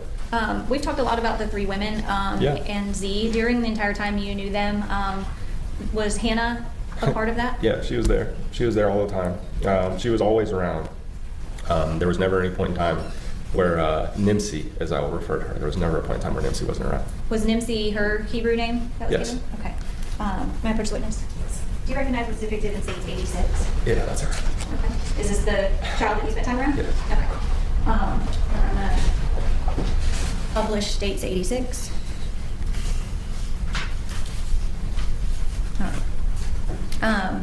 And you said that she was always around. Yeah, she was. How did they manage the care of Nimsi? Was everybody involved in that, or was it? I would say it was more predominantly Kawani, Okay. but the other girls definitely were there to support, and C definitely was there to support. Okay, there's tissues there if you need them. Yeah. So, all these periods of time where you talked about weeks at a time spending with him and the Yeah. women, was Nimsi a part of that too? 100%. Okay. That's my little friend right there. We grew a pretty significant bond together. Okay. What do you mean by that? What was your relationship with her like? I mean, she was like I say, she was my friend. She would always wave and smile at me, and she would come to me and like allow me to hold her. And she wasn't always like that with everyone. Okay. We were definitely, I was definitely pretty close with that baby, and all of the individuals in the group recognized that, particularly the baby would go to me. But a lot of babies are like that. I'm like that with a lot of babies. Okay. Like, I come from a large family. My dad has 5 siblings and my mother has 4. They all have children. All my aunts and uncles have children, except my dad's oldest brother. And so, I'm the oldest on my mom's side. I have like 11 cousins, and some of those cousins have kids now, and I've held dozens of babies and been around, family, and I've spent a lot of time. I've held a lot of babies, and interacted with a lot of babies. And she was a really bright light and a special child, and we got along. She was. I cared deeply, as I still do, obviously. All right. Let me go back. You mentioned a minute ago that, in terms of the terminology of mentally ill or insane, and you said, you're going to have to shoot me straight on that. What I want to talk to you about is just observations. I don't need that you we can do. I don't need you to put labels on anything. Awesome. Well, if you find me I'm just speaking freely now, so there may be points and times where, words come, where I use words to describe the state, Kiwani state, mentally impaired, insane. Erratic, manic behavior. I'm using these Surprised words why, because I don't though, know Fisher, what because other words to use. he's And so upset, if you would like to direct me in not another because way, she's upset. I may, I will use the words that About the you baby. would like for me to use. So, Let me ask you a pointed question. In terms of, do you think collectively as the group that you all maybe had some untraditional worldviews? Or not subscribed to by the masses, I'll say? not subscribed to by the masses?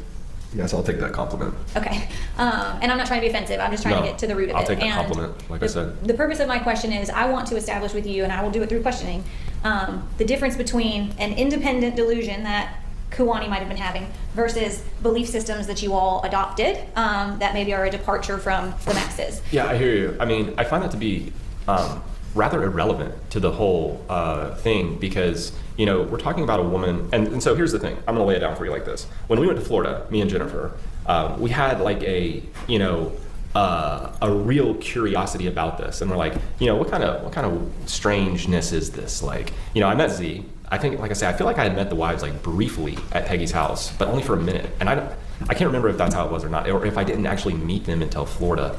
But I feel like I don't mean to be disrespectful or interrupt Yes, ma'am. you, but we have to have whatever your responses are be a response to my question. Okay, very good. So let me just ask a narrow question. Very good. In terms of the belief systems or the things that you may have discussed amongst the group, was there any type of belief that the world is fake or things are not real around? Not real? Mm-hmm. Well, define real. Okay. Do you recall having discussions or the group subscribing to some type of a belief that? No, I asked you a question. Okay. I asked you to, or I made it as a statement. Define real. Okay. Was there any belief system amongst your group that like there is an alternate reality or that what we're perceiving or living is not So actually what we're perceiving or living? So I'm going to answer that with facts. Okay. Okay, and we're going to go back to what I was talking about before, that it is fact that atoms, ATOMS, exist, and that atoms are in it mostly just empty space. Okay, and so they are colliding particles that form a visual and materialistic reality that we experience right now. Now, if we are to define what is real, I mean, then you are to define what is real by your senses, because these fundamental understandings of factual reality are understood by intellectuals all over the world. Now, whether the common ignorant masses can put them into practical application for their own life and their own ability to strive to understand and comprehend themselves and see reality as it is. I mean, I live amongst the inept, but to describe something that is mostly empty space as real is scientifically, logically, and factually repugnant. Okay. So real would mean that we have our senses and we are connected to these bodies. And like many tens, hundreds of millions of individuals around the world, I hypothesize, and I would call it to be my belief that that we all have souls, that there is a soul, that there is an energetic manifestation that is participating in this reality in a body. So there's something greater. There is something greater. To answer your question directly, there is something greater happening here than what the inept can perceive or choose to perceive. Okay. And did Z and Kiwani and Gami and Shaylib, did they all sort of share that view? Are those things that you all discussed? Well, this intellectualism was shared by myself and Z for sure. Like we talked about this immediately. Okay. But like I say, I mean, I know I think this was just a friend of all of individuals them. who are able to keep up with these like types of conversations and comprehensions of fact. Did you all So- believe that you had some type of broader consciousness, or I don't know if I'm using the right I think that terminology. everyone has the potential to have a broader consciousness. Okay. That did I. I thought Z was the baby daddy. Pursuing that, and that the average individual is not 100%. Okay. And was that sort of the tone of the group in terms of like your, Absolutely. I guess, broader calling in the world? I mean, I'm not going to sit here and try to put words into the mouths of these other individuals. Now, we have some agreements. Mm-hmm. Now, we have some agreements into the matter of what is factual, Me scientific too, man. Like, understanding. And to your point on that, like, what were the agreements? In what way were you like-minded with Kuwani, Shalig, Z? I mean, we're not talking about them. I'm talking about Z. Okay. I don't think I that want to these- talk about the collective group. And I think that these are women. They want to run and laugh and be silly on the beach. no, You just know, her. me and That's Z are just a sitting here friend of discussing, family. Okay. Z was the baby doctorate daddy. level, perceptions in quantum physics. Yeah. But right. these women don't have these conversations. Okay. They play with the baby and Good they do what morning, women Donna do, and they be, Clark. silly and Okay. So you- smile and laugh and do things like that. Like, what are you talking about? So Like, you observed them more to be sort of carefree and fun and playing and laughing? He is we're not having weird. these conversations. I'm not having these conversations with these women. Okay. Like I don't even know if they're capable of that. Okay. I mean, Um, honestly, which is not an insult. It's just a matter of fact. Okay. And so that's okay. That's not their role anyway. Okay. Their role is to be together and, have like fulfillment in their life from their version of reality that they're experiencing, which is, for the most part, what I saw. I mean, until Kawani started to really have her break, and become what I would call mentally ill. Okay. And her suffering and mental illness had completely consumed her. Mm-hmm. Before that, it was really just like mostly just a lot of like hanging out and playing with a baby and laughing and being girls. Okay. All right. Like- So tell me, when you and we've talked about like the word insane, the word mentally ill, in terms of things that you saw from Kuwani. Sure. And the reason I started by asking you about worldview is because I was trying to distinguish between things that maybe she was being delusional or having an individual break from reality versus things that the group believed collectively. Yeah, I mean, I get So- where you're coming from, and like I say again, I feel like that's like, I feel like that's like irrelevant because we're talking about a woman who had complete breaks in her like cerebral capacity Okay. to understand, to where she didn't remember what just happened. Okay. She did, and I don't think that has anything to do whether she's a Mormon or a Christian or a Scientologist. And that's or- not my point, but Yeah. to your point earlier, the law does have definitions, and Okay. it does relate specifically to certain symptoms or things that she exhibited. So Sure. what I want to know is, from your observations, was there anything that she exhibited that you saw to be a delusion? Yeah, I mean, maybe, it's like, so what you're asking me is whether the verbiage and the information that was coming out of a psychologically unwell individual was or was Emery, not I don't have delusion any by idea my how long he's judgment been or in my there. standards. Okay. That's what you just asked. So I wonder if they I'm allow not him to sure drink that the tea. there is. Okay, so I want to make an example for you in direct response to your question. There are individuals who, and this is documented. There have been massive case studies on individuals with things like autism, or things like there are other psychological unwellnesses that we could classify them as mental handicaps, as they would be labeled by society, who have these incredible abilities to give us information that is perhaps unperceivable by a mind. So what we're talking about is frequency and bandwidth. So with some of the things that I saw and heard Kawani say to be delusion, yes, but did I also in her like deranged mental state see, like, it's like, so what is delusion? Like, what, like these questions, it's like, yeah, I mean, she was outside of her mind blabbering about complete nonsense sometimes. Okay, so tell but me, when she would come back, Let's be specific. What was the complete nonsense she was blabbering about? gosh, I can't even remember specific things. I mean, but there's also like, okay, so so we have to really dissect the mind here to understand, because there was an event that happened on November 25th, which involved a woman who pulled off on the side of the road. Kawani was having an episode, I guess you See you could say. later, Nicole. And this one pulled off on the side of the road. All right, let me stop you for a second. I'm just- What do you mean by episode? What did you observe? What did she say? Okay, so we'll begin there to come back around to what I was saying. Okay. Because it was only after that day that I heard Kawani mention at all the safety of the child. Okay. And that was on November 25th. And Of it was 2020? and it was because of this woman who had this psychotic, drunk woman who was on drugs and who was threatening us with gun violence. Let me And back up. On November 25th of 2020, where were you guys at? We were at Peggy's house, In what state? North Carolina, Asheville, North Carolina. Who's Peggy? Peggy is, who is Peggy? Peggy is Schindler, is someone that I've known for like 20 years. Friend?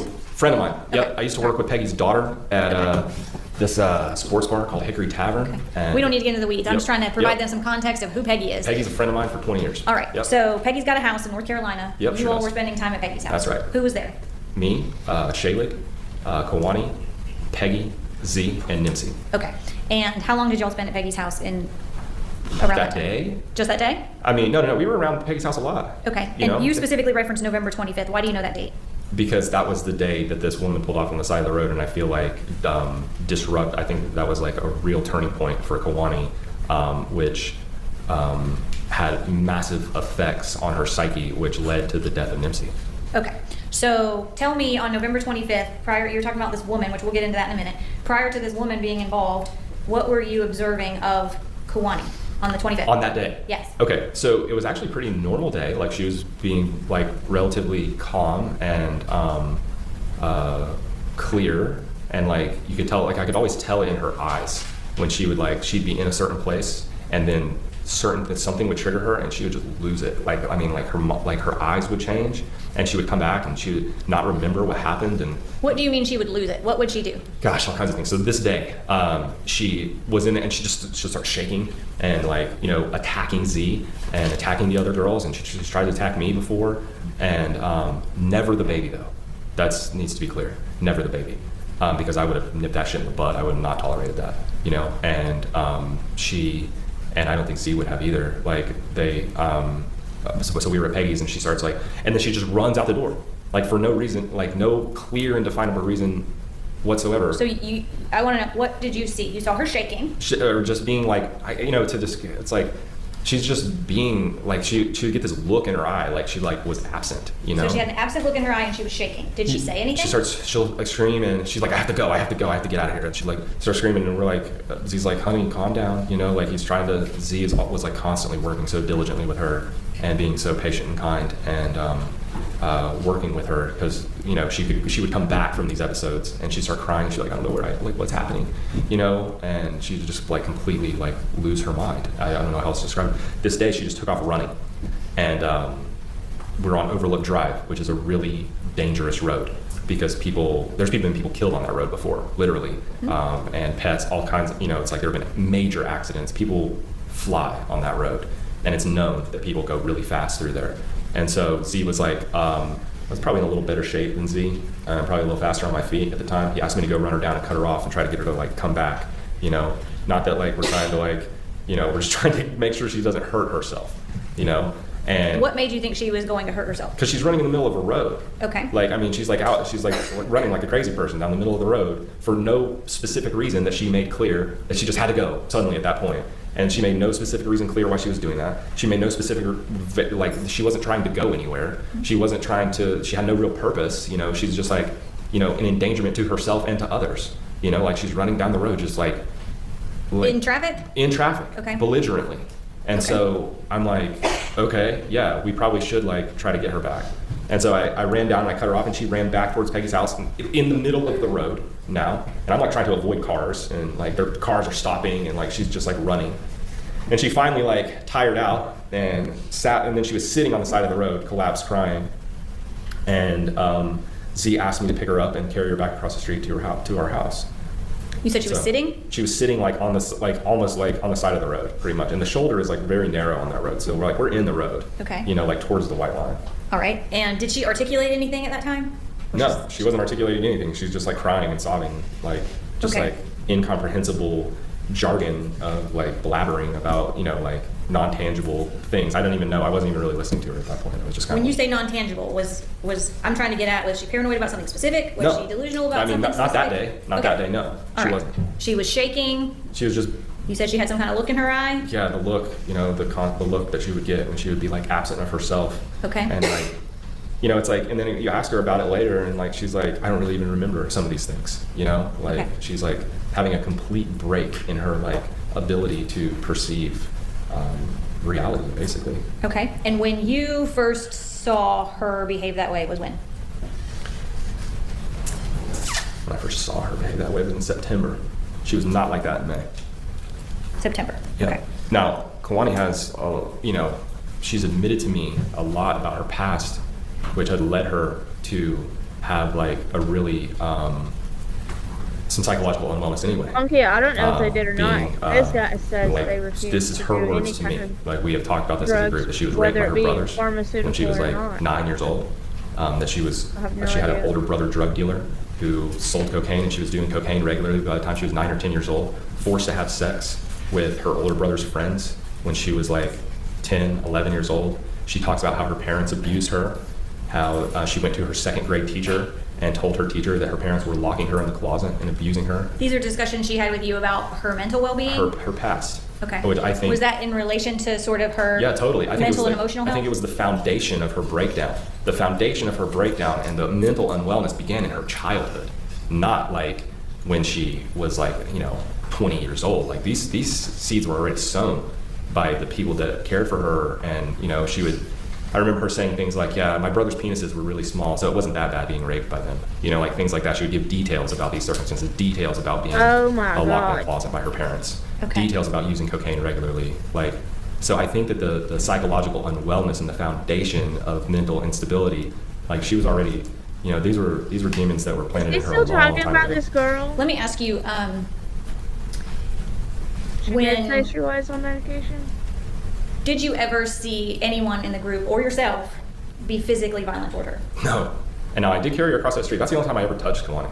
Was that one time carrying her across the street to get her out of the road so we don't get hit by a car. Okay. You know, that was the only time.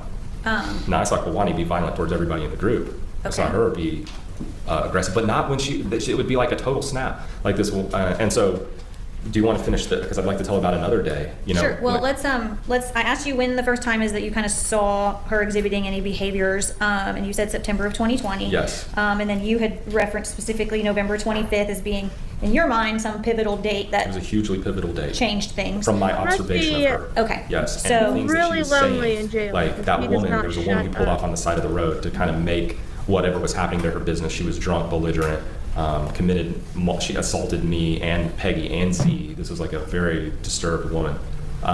And she, Is this when you're carrying Chloe? no, I was carrying her across the road, and a woman who lived in the apartment complex was pulling out at the time. And she was like, is everything okay? And I was like, yeah, she's just having a panic attack. I'm going to carry her back to the house to get her out of the road so no one gets hurt. And the woman who lived in the apartment complex where we were said, she said, I see, and if you need any help, if you need anything, just let me know. Okay?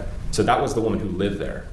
Now, this woman who pulled in off the side of the road was just some stranger, you know, who she pulled off on the side of the road, and Kawani like ran over to her car and was like, I need to call my mom. I need to call my mom. That's what she started saying. And like, that's just like a random thing. She hadn't talked about calling her mom at all. Like that's just something that came out of her, you know, just like some random thought or memory or whatever it was that was like just random that day. After she decided that she needed to run in the middle of the street, we got her back out of the house, and this random, complete stranger pulled inside this apartment complex to make this her business, like I say, rudely and belligerently. And Kawani started going to her and saying, I need to call my mom. Okay. And so, Had she asked to call her mom up until that point? no, Okay. like I said, this was just like something that just started coming out of her. It's like, you know, she just like all of a sudden. Yeah, she's like, I need to call Funky, my he's mom. the I need to one call they my were mom. talking And about she started saying this, yesterday. and You heard that me he's in and jail Z and would, Shaylee like, make and a Peggy scene. are all standing around. Shaylee's holding the baby. We're all like, let her call her mom. Okay. And Let did her she? call her mom. No, she didn't, because guy's this woman weird. started being He's weird. belligerent and jumping out of the car, That's why and he's in Kawani jail started to and come drinks back into his own herself. You could heat. see it in her eyes that she realized that this woman was a danger to her, and the woman started screaming about how we're all going to jail, and she's going to call the cops and get the baby taken from her and all of these things. I need to Like, get me a these tiny coffee completely, pot to put down here on my fridge. just this I don't have belligerence, to run you know, like- upstairs every So this time was I a run. passerby that intervened when passerby. she saw you with Chloe, That's with right. Kuwani? That's right. Okay. Yes. And so what happened after that? Gosh, a whole scene happened after that. She I'll add one to was my like, Christmas list she to send was to my husband. started being verbally abusive to everyone. Who's she? Who are you referring to? This woman named Sandra Torres. That's the woman that stopped? That's the woman that stopped. Okay. Yeah. And she's like threatening us. Like she threatened. She was, I have a gun in my car right now, but you know, I'll shoot you and kill you and all this stuff. Her breath, she Whoa. was rank of alcohol. You know, so she's just this random drunk lady who apparently had a gun and was. There's like this whole scene that unfolded. And I think that it's most. I think that the most important thing to take away from that day and why I mentioned it is because after that day, after she was screaming at Kuwani and Z that she's going to get the baby taken away, so she pulls over on the side of the road, and like her story is to be like this vigilante to help this woman who's being kidnapped and blah blah blah. She gets across the road. This woman who's sitting right there was screaming about how she wanted to call her mom. All of the other individuals said, "Let her call her mom." Simple. Let her call her mom. No one's objecting It's to this. working good. The only reason That's why we just good. have this whole scene is because she's like endangering herself and other I individuals. moved the internet down here. Let her call her mom. Sandra Torres Mom. makes this into like, So maybe we're that's all all very it was. calm, you know. at No, this no, point. I'm not We're sure like, why okay, we got her out of he's the in road. jail. That was I like don't our know goal. that they You know, we got her said. out of the road, and now we're just calm, waiting for But Kumani to kids calm have down. been on one Whatever today, so if they conversations, did, I whatever missed care it. we need to show her to get her back into a calm place, we would do. And Brooklyn's this home woman today, is just so like Logan's feeding off aggravating the Brooklyn's situation, you know, shenanigans. with her own like, you know, drama. And she I'm not sure threatened why to he's have in the baby jail, taken though. away and that she was going to kill us. And it was only after that day that there was anything in Kawani's delusional speak. You know, like I said, we have to define what is, you know, in her delusional speak, in her blabbering, when she would go outside of her mind, outside of herself, and her eyes would change, and she'd start to be erratic and sometimes Just, or violent. did they say and I just That was the missed first it? time ever Or they haven't? after that day that she said anything in those states about the baby. And I- what, after that incident, what was it that she said about the baby? It started as I need to protect the baby. Okay. Like the baby's in danger. The baby's in danger. Something's going to happen to the baby. And she was also talking about that woman saying that she was going to kill us. Like that. Like it like got inside of her head somehow from this woman about the baby's in danger and all of this stuff. You know, like it was a really dramatic shift. So as it relates to that dramatic shift that you just described and her feelings about Hannah Yes. and the baby, That's why I mentioned it. was it always she had to protect Hannah? Those were the things that I heard her saying, that she needed to. The baby was in danger, and you know, like the baby, and then it Rose, started to it develop is after days. 'Cause this, you know, very, Nimsy died like less than 2 weeks after that. Okay. You know, And So- so, say did the she least. ever articulate who she thought the baby was in danger from? not really. All this was Okay. happening But and nobody in terms of the told things she was us. saying, it was a I think paranoia that's of weird. her needing to protect Hannah. Yeah, and then there was like, and then there was talk about Objection. how the baby's going to die. Like Okay. I heard her say that. I never heard her say, "I'm going to hurt the baby." This guy's I weird. never heard her say, "I'm going to kill the baby." I never heard her say anything like that. I did hear her say, "The baby's going to die. I have to protect her." Okay. And when So- she said the baby's going to die, it was in the context of her role to make to sure protect she this didn't. child. Yeah. Okay. Which was still like coming out in this like really delusional, paranoid, schizophrenic, whatever you want to label these things, type of way, manic. Like she was having real struggles, and it was coming out in this way. But before that day, there was never any like mention of the baby in her delusions. Like it was about herself, like that, you know, evil was after her, and that I heard her talk about hurting herself a lot. I Okay. heard her talk about committing suicide. I So- watched her injure herself by punching herself in the face many times. And, you know, I've watched her be violent towards everyone else, never towards the baby. And there was never even mention of the baby until that day. Okay. So you said prior to that day where Sandra Torres said the baby's going to get taken away, then she started having delusions or paranoia about protecting Hannah. She did. Okay. Yeah. Prior to that, you just mentioned a second ago that she had delusions or paranoia, or whatever word you want to use, related to her. Sure. What were her manifestations related to her that you perceived to be some type of Just mental if health I'd related hit that incident? thing and break my desk. What types of things would she Desk say cup is about herself? glass. That she was like, we'd have a you know, wreck. in danger of evil, and like there was all this evil in the world, and but see, there you go. We're talking about like things that are coming out of her. Okay, Funky. So it's like she wouldn't remember saying these things. Like she would have these episodes and not remember. But some of the things that she was saying are valid. There is a lot of evil in this world. There's a lot of evil in this room. So it's like, is that a delusion? I don't think so. You know, it's like, is that delusional to say that? Is she in a delusional state when she's making these proclamations? Yes. Is she in a state where she has no memory of what she's doing and is like absent of herself? Because Kawani is a sweet and caring and loving mother. You know, like I saw her in May, and that's, you know, when Jennifer and I went to Florida, that was the whole thing. Like we saw this baby, and there was this bright, happy, joyous, cared for child. I've been around enough babies to where I know you can tell when they're not in proper care from their mothers. And there was no sign of that whatsoever. Like this baby was completely carefree and happy and joyous, and Kawani was an excellent mother. She was attentive, she was warm and nurturing and loving. She would never strike her husband or the sister wives in the way that I saw her later. She would never do these things. Like, I mean, it was just very apparent, and that was in the child. Like, you could see that in the child. It's like, if I had an aunt who was a little on the loud side, you know, it's like even when her children were little, they were a little on the loud side. You know what I'm saying? Like, children imitate their parents. And so you see it in this child, and you're watching Kawani care, wholesome. There's like a lot of wholeness in their group, wholesomeness. And the baby was just fine. Like I wouldn't have continued a relationship with these people. The foundation, because I like Z. I did. And when I first met him, you know, he's a highly intellectual individual who likes to, and we share a lot of worldviews that are based on fact. And science and understanding of like, you know, teachings and things like that. So we hit it off. Let me ask you. I don't want to get too far afield of what the original. Sorry. That's okay. Sometimes you get going and then we don't even remember what the question was. I'm just trying to give a full scope. I get it. Yeah. So I want to narrow back in on. You said you had seen her punch herself or injure herself. 100%. Had you ever seen anybody else restrain her or physically assault her? Not like that. Okay. Got an Amazon there was this list one to time when make she tried to jump out of a window in the place where we were staying in Virginia Beach, but and Z like hugged her, like basically put his arms around her and stopped her. But I've seen Z sit there and take licks to the face and do nothing.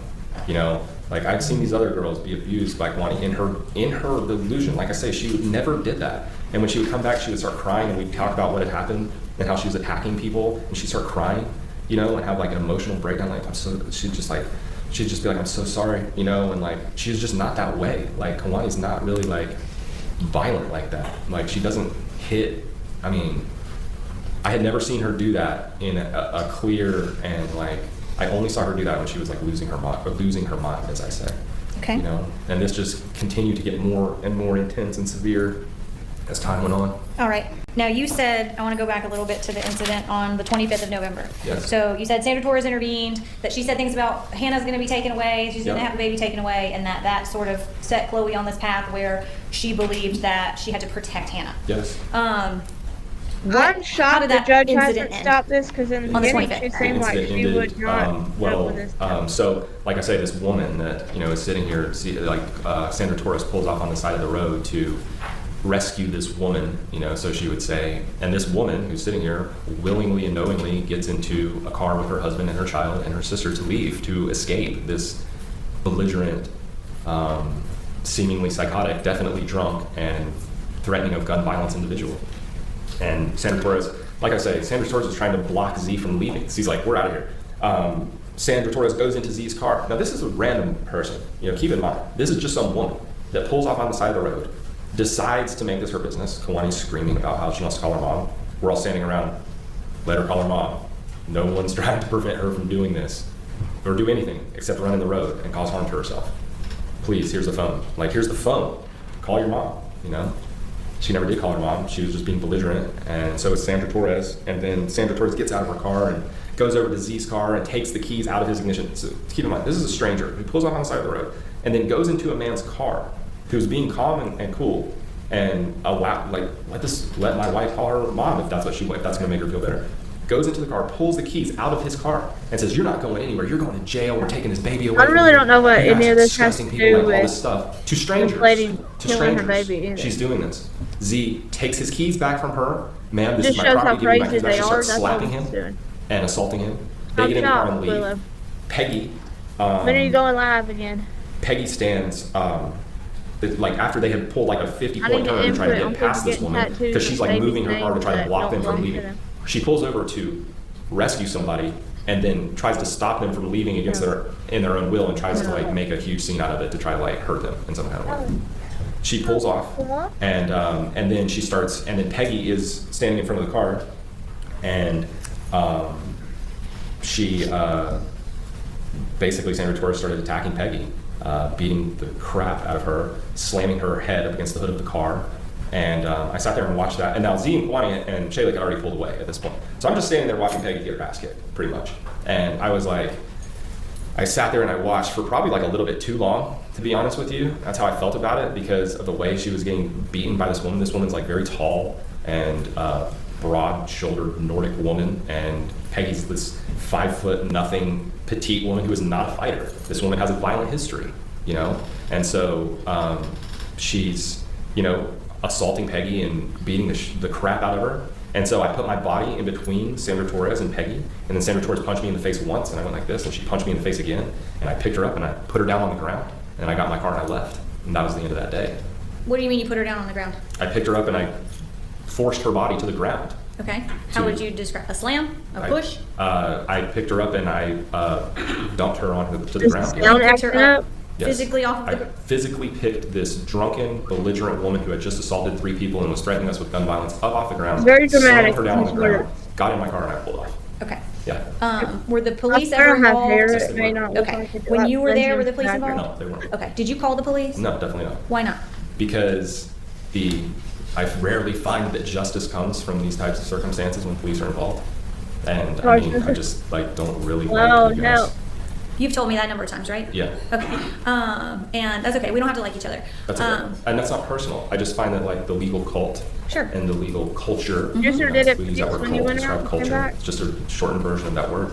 I find that the legal cult is it brings injustice more often And than not. were you all collectively as a group sort of not call the police type of people? Peggy was definitely not called a police type person. I asked her. I was like, you know, you should really call the cops. You know, I like know, she's got a there is, black eye yeah, and that she's all job was busted not up even and fair. hair pulled out of her head by this woman. And I was like, man, you should really call the cops. She's like, I'm not calling the cops. She's like, I don't want anything to do with them. We'll just let this go. We'll just be gone with her, you So- know, and like we'll just go about my life. So you said you got in the car and left, and when did you become aware that the police had been involved? That's a good question. I can't remember, like days later or something like that, or I can't remember honestly when I became aware. Did you ever get interviewed or spoken to about those circumstances of what happened on the 25th? No, I never did. Nobody Okay. ever asked me about this. This is the first time where I've been able to speak plainly before a court or before anyone involved in You that don't openly shut about up. the events of that day. Okay, so you left. At some point, you became aware that Look at this someone guy else back had here. contacted the police. In the Now, tan, he when looks like- Nimsy died on December the 8th, I gave an interview where I spoke about this circumstance to a woman named Tiana Cruz, I think is her name. With Canton Police Department? Yeah, I told her about what had happened and how, because, you know, that day was kind of like a breaking point and it manifested into, I mean, looking at this from like an outside perspective as best I can, you know, without, you know, it's like I'm very emotionally attached to the baby and to, It might need you know, what something happened. stronger than coffee. But it's like, to deal with that this. day, Kawani's delusions go from I'm in danger, these things, to the baby's in danger, to the baby's gonna die, they're gonna take to a dead baby. You know, like that's what just happened. You know, Okay. so I spoke that very clearly as far as I can remember in my interview because I was just so in shock that day. Like I couldn't even believe that this is happening. Like it was just like All right, let me ask just directly. From that incident on the 25th, did you get charged with anything? I did. When did you learn that you were being charged with something? I got charged with an assault on Sandra Torres. And when did you learn that that was the case? April of the following Insult. year. April Someone said 2021. arrest. Yes, Okay. I had no idea. Did you have any contact with law enforcement between November 25th when it happened and when you got arrested in April of 2021? No, I did not. Okay, so I got arrested you just find for out because assault. you have a warrant for your arrest? Yeah, I got pulled over. You got pulled over and you Yeah. got arrested from a warrant from the incident on the 25th? That's right, from Okay. 6 Oh, months yeah, earlier. warrant. Okay, and what happened with that case? Dang, go jail Well, I bird. wanted to go to trial because I thought that I could win in the name of self-defense, you know, and protection of Peggy Schindler. And Peggy was going to come and testify in my trial that she was being attacked belligerently. Z and Shaylee were going to come and testify that this woman was threatening them and being crazy, and she reeked of alcohol. And she's a known drug user because I know her. Mr. Spillers, I'm not trying to be Oh. disrespectful, but we just gotta rein it in. So Oh. what happened with your charges? Oh, I got a misdemeanor. Thank you. Okay. I ended up with a Finally. misdemeanor. Did you plead guilty? Coffee plead ain't guilty strong pursuant to enough for this alcohol law. guy. And what does that mean? Right. Alfred law, I was told, means that I maintain my innocence, but I was being held in jail. Like they were holding me in jail, and I couldn't afford my bond, and so I waited for years for a trial for that, and they never gave me a trial, and so I finally pled guilty to a misdemeanor. This is the type and I of think that friend they you just gave me a avoid misdemeanor with, like, because they knew the that they were losing plague, trial, and they didn't want he'd never shut afford that up. opportunity. So you did a time served Time misdemeanor? served, they sentenced me to 75 after This is 22 the one I would months never of answer. incarceration. You were in jail for 22 months? I was in jail for 10 months, and then I made bond, and then they re-incarcerated me after 8 months. They held me in house arrest for 8 months. Okay, All so over that's this. house arrest. Yeah. Okay. Yeah, all over that. And then you pled guilty under Alford Yes, Which to is be just- released from jail. to a misdemeanor. Do a misdemeanor. Okay. That's right. All right. He talked to you for 5 hours. You trying to mentioned that convince you to after that drink your- incident, Chloe started having paranoia surrounding needing to protect Hannah. Did you ever witness, perceive, or hear her say anything about ever believing Hannah was a danger to her? Absolutely not. Did you ever hear her articulate that she felt threatened by Hannah in any way? No. Did you ever hear her say that she needed to defend herself against Hannah? No. Okay. Was all of the things that you heard with relation to Hannah her needing to protect Hannah? Yes. Okay.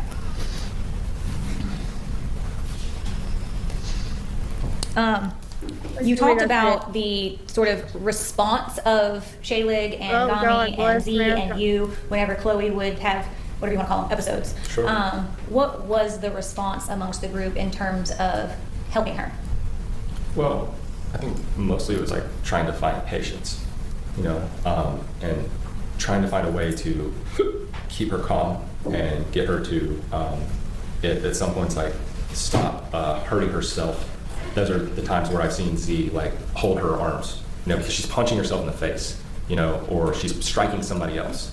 And I have seen him like hold her hands, be like, honey, calm down, calm down, calm down, and that was pretty much it. Like I never, we would all respond in our own way. I tried to just be as diligent and patient and kind as I could, and try to talk her, because like I said, she would be, she would come, Chloe's a pretty open person, like she talked plainly and openly about, sexual assault by her own family members and all of these things that had led her to be this like fractured person, individual rather. And I would, just be there to listen. That's what I was getting at. Like, I'd just be there to listen to her about how she was feeling and if there was anything that I could do and try to avoid, that right hook, if she was trying to, kick and scream. And, but she only did that to me a couple times. Let me ask you this. You mentioned that incident on the 25th where she ran out in the road. Yeah. After that happened, between then and December Right, the 8th, Rosie? did she go spend time with her parents at her family's house? No, she didn't. Was there, recall. was there ever a period of time where Oh, she... whoa. You mean after Thanksgiving? Yes. Yes. I'm sorry. I thought you meant from October. No. The incident on Yes. November 25th. Yes. And she said, I want to call my mom. Yes, she did. Okay. She did say that. Did she ever go see her mom and stay with her mom? Yeah, actually, after they that? came later that day. Eric and Renee. That was like the second or third time that I had met them. Okay. They came to pick Oh, Kawani gosh, up. On what day? The 25th? It was either that or the next day. The 25th or the 26th? Yeah, right around there. I can't. It's 4 years. Okay. So I mean, you're at like. You're doing doing the best I fine. can. So either on the 25th or the 26th, Eric and Renee Driver came and picked up Kawani. Yeah. Okay. Where did they come to? They came to Peggy's. To Peggy's house? Okay. And that was in North Carolina? Yes. All I don't hear And where my were they living kids. at that I'll time? mute if you can. Drivers. Oh gosh, Tennessee. Tennessee. So they went from Knoxville, Tennessee. as far as I know. They went from Tennessee to North Carolina and they picked up Chloe. That's right. All right. Did Hannah stay with you guys? She stayed with Z. She stayed with you. Okay. Yes. And to your knowledge, did Chloe go back to her parents' house? Yeah, she did for fine. like a few days. Okay. And when and how did she rejoin the group after she went to her parents for a couple of days on the 25th or 26th? I'm pretty. She kept in contact with her husband, and then The next I think he scar? went to go Do you pick her not up see it? after that. Okay. I don't know, And haven't you looked. were they still communicating? Z and she were Let still me look. communicating? Totally. Okay. Yeah. My eyes don't want to work And this morning. I'm tired. So you went to go y'all. pick her up. Do you know when that was? Shortly after that, a few days, something like that. Okay. A few days after A Thanksgiving? few days after Thanksgiving, yeah. Okay. I think Oh, I think she got really jarred by that whole thing with Sandra Torres. Okay. Like I say, there was like a lot of dramatic shifts in her wording and the things that she would say after that. Okay. And When please stop, baby. yeah, like that was it. All right. And then tell me about Thanksgiving. Where did you spend Thanksgiving 2020? Oh, I was there. We did Peggy's, and then I was at my parents' for the rest of the day. Was Chloe around for Thanksgiving 2020, or was she with her parents? That was that day. That was Thanksgiving Day. What was Thanksgiving Day? The whole event on November 25th. The 25th was Thanksgiving Day? I'm pretty sure. Okay. Yeah, I'm pretty sure it was. I'm not 100% on that, but I'm pretty sure that was Thanksgiving Day. Yeah. Okay. Yeah. So it would have been after Thanksgiving that Chloe went to her parents. That's correct. All right. Yes. And then you said it was a couple of days maybe she was with her parents, and then Z went and got her and she came back to the group? She came back. Yeah, she did. Okay. And when she came back, what was her demeanor like? I mean, look. Pretty much the same. When it shows really. her You know, I again. mean, she's a regular Kiwani a lot of the time, even though at this point in time she had become kind of degraded. Like she was like, her whole like air had become different. Like she was like really like frustrated with herself. Like she was just like frustrated with what's happening, and she was sad. You could tell. And then there was like this whole different air about her that I think, like I said, was part of the whole interaction with Sandra Torres. You know, where she just became.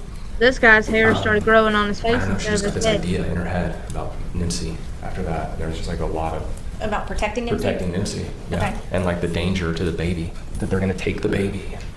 All of these things that had never really come out of her before that I heard, you know. Okay. And I mean, telling I y'all, wasn't nobody with them, talks to him in jail, 24/7, that's why he's But I was with them a lot. not talking. You know. That's like, why he won't shut up now. a lot. So, Okay. You said that she first sort of started having those types of, I don't know what to call them, episodes, paranoia, whatever it is, in September of 2020? Well, no, it was before that, actually. It was really during the summer. Like, Z, you know, I was talking to Z pretty regularly. We would just, you know, talk about all kinds of stuff. And he spoke of his wives openly, you know, with me, and how Kiwani had really started, it was really in July when he began to, because I think it was in June that I met them at the river that day. With her parents? With her parents. Okay. And she was fine that day. Like, she was, you know, behaving normally, providing excellent care for Nimsy, being an excellent mother. And, yeah, Trying to wait on it to show her again. you know, I just, Let me ask you this. At any point, did you become aware of her getting any type of like counseling? no, Okay. definitely not. What's that? No. Okay. She did not. Did you know about her doing anything on Zoom? No. Okay. I did not know about that. Okay. Did Was she doing that? I don't know. If you don't, I have to ask the question. Okay, So that's if you fine. don't know, that's Yeah, I don't completely know. fine. I didn't know that. No. Okay. I didn't know. And we already talked about kind of the group's views on drugs and sort of the holistic approach. Yeah, Z did not want her to be institutionalized. That's for sure. He did not want her to He be did not want her to be institutionalized. institutionalized, probably for the same reason as like the Back to the hair. institutionalization culture probably doesn't offer like, you know, she's just surrounded by I'll be 3 or shocked 4 when we people have who a really case love her and care about that her. we go and instead over of just being and a we can't patient point out that anybody's gets hair. doped up with medication and spoken to once a day for an hour by some doctor that she doesn't know. Look, I'm gonna make myself Z was big, really but trying that's getting my to nerves. do this in more of like a Have y'all- wholesome y'all like family these? way to offer her. I don't eat these anytime. When she but was, this time of the year when they have the just her normal Oh, self, Yeah. what was her relationship with like Lizzie? How did she interact with him? How did she treat him? What did you observe during like this I said, it time? was like we went to. I don't eat when them Jennifer and I any went time to of the year Florida, it's except like, for there's like a lot of love. Christmas time there. when they Talk have to me the- about like Thanksgiving time, December. What was the nature of their relationship around that time? I mean, sometimes she's around and it's the same. Like there's a very loving nature and a very like, you know, Okay, a very straight out of the there's like a lot of book. companionship and between her and the other girls. Like Oh, they're now I remember good roses. we were at my house. Government ones are literally not. Right before, because they had found a house in Florida. Because that's one of the things About that a Lauren bunch of was them. talking about, especially There's towards the always end of a October. house. She's like, we need to find a house. We need to find a house so I can be better, so I can find a place to be and just be in one place all the Marcella, time. that's So I can true. be in this place and I can heal and I can get better. Did she want a more stable lifestyle than traveling all Not over the place? before, but no, I think she was just fine with it until like she started to really like degrade. Okay. You know, and then she realized, you know, she would come back from these episodes and we'd tell her what's happening, what had happened. She has like no memory of. She's crying and being all like apologetic and, you know, like troubled by her own mind and like how little control she had. She believed finding a house and putting down some roots somewhere would be beneficial for her? Yeah, and that really started to come out in October. Like after we came back from Virginia Beach, I was letting them stay at my house, and she started to talk about that, even her incoherently. She's like, "We need to find a place." Yes, they and so they are had found a house in bigamous Florida cult. that Okay. was for sale. All right. And they were going to go buy it and live there. Right. And Z had already like called you about missed it, that drink and now. it was in Florida, and we were moving there that day on December the 8th. On December the 8th, y'all were headed from North Carolina to Florida to move into a house. To move. We were moving them. I rented a U-Haul in my name for them. Okay. And they had all of their stuff packed up in the U-Haul. They were moving to Florida. We stopped by Jerry's house on the way Okay. down. I'm starting All to right. wonder if this So guy on December the was- 8th, how many days, if we start on December the 8th and You we know, track they had backwards, how many days discussed have you a been lot. with them? I Had feel you been with them continuously from November 25th? In- No, with them as a husband? continuously since October, since the middle of October when I Second go visit husband? them. Okay, so you spent every day with them. Almost every day, yeah, Okay. pretty much, yeah. They were staying at my house, like I said. I went to Virginia Beach in October, husband and wife. and in the middle of, I think I arrived there on like October 11th or something like that. I stayed there until after Halloween, so it's like the better part of a month, because I remember celebrating Halloween or walking around for Halloween down in Virginia Beach. And then we came back to Asheville, And the turtles and they were too. staying at my house. So, I'd come by like all the time, yeah. Okay. Sometimes I'd stay in the van, and I'd come and I'd walk in and we'd talk about feelings in the morning, and which I thought was great. Okay. And there was like a real camaraderie and like just like family style life there. All right. And as it relates to sort of the efforts to assist Chloe, did she also believe against like drugs and alcohol or things like that? Totally. I mean, she grew up, like I say, she grew up being, using drugs by her own accord, by her own account. Okay. From the time when she was like 9, 10 years old, using cocaine every day. And like she's very against Right. drugs. Did Yes. you have any knowledge during this period of time about her desire to try to utilize CBD? Yes. And what did you know about that? So I found that out because she was looking for like some kind of medical assistance, and Z was just not having her be on prescription medication. Okay. Because, and I agree with him in this regard that, that because she would come back from these episodes, it's not like she was like this all the time, and this was a recently developing thing. So when you say it's not like she was like this all the time, what in terms she of wasn't psychotic, losing her mind, well, in belligerent. terms of quantifying how many episodes like that you saw or how often that would happen? There Right. it is. Yeah, I wasn't Here. around them all the time at that point, but I know that it really started to get Look, bad in July. here's her. Okay. So by the time September came around, I saw her here. behaving erratically. She struck Z for one of the first times she had ever struck her husband when I was there in September. But Z's perspective was like a more like natural homeopathic type thing where he didn't want to institutionalize her, and he didn't want her to be on drugs. He wanted her to work through this and come to a healing on her own. And she was about that too, but she was also looking for, so they decided on CBD. They decided to Yeah, this try to is use weird. CBD, I don't and Kwani had understand what ordered any some of this CBD has to offline. do with. She ordered it offline? Yeah, she did. Okay. Yep. And How so you said that they were she- both kind of about not medicating Or traditionally, lack of but that they had explored other options and arrived at CBD. And arrived at CBD, that's right, to Okay. try to just give her some assistance. Okay. And the CBD that she ordered offline, do you know anything about that? I don't. Okay. I mean, I know she just ordered some CBD. She had been taking CBD, and that a package arrived. From just like a traditional CBD? Yeah, just something online that she Okay. ordered. All right. Yep. Anybody And seen at any Brandon time, this did morning? you provide her with anything in that regard? Right. I did. I had some CBD that I bought from a woman in Asheville, North Carolina, that I had purchased because my dad's cousin had cancer. He was using a Rife machine, and he had become cancer-free by using the Rife machine, and he was interested in taking some Maybe CBD. that's why they're not- And so I bought some Say the CBD defense from a doesn't woman. say anything I can tell you who it because- was if you want. Was it a Just showing legitimate how crazy CBD they are. manufacturer? Was it Yeah. some shady, No. back this is- alley? What was it? No, definitely not. This is a woman who worked in the hemp industry. This is a product that was being sold on store shelves that she had in abundance. And so I bought some of it from her, but this is like a legal product that I bought from her. Okay. And in which state? Shut up. What's that? What state? In North Carolina. In North Carolina. Okay. Yes. So it was a off-the-shelf, legally manufactured hemp. That's what I was told by this woman who works in the hemp industry. Okay. Yes. And so you said you bought that for your I uncle? bought that from my dad's cousin. Your dad's cousin. It Okay. would be my cousin too. It's his first cousin, my All dad's right. first cousin. And so you had some left over, or what was the situation? No, I had some. I was taking some of it. Okay, you took it. Yeah, I did. And what did you take it for? I was taking it because I have shoulder injuries from jujitsu.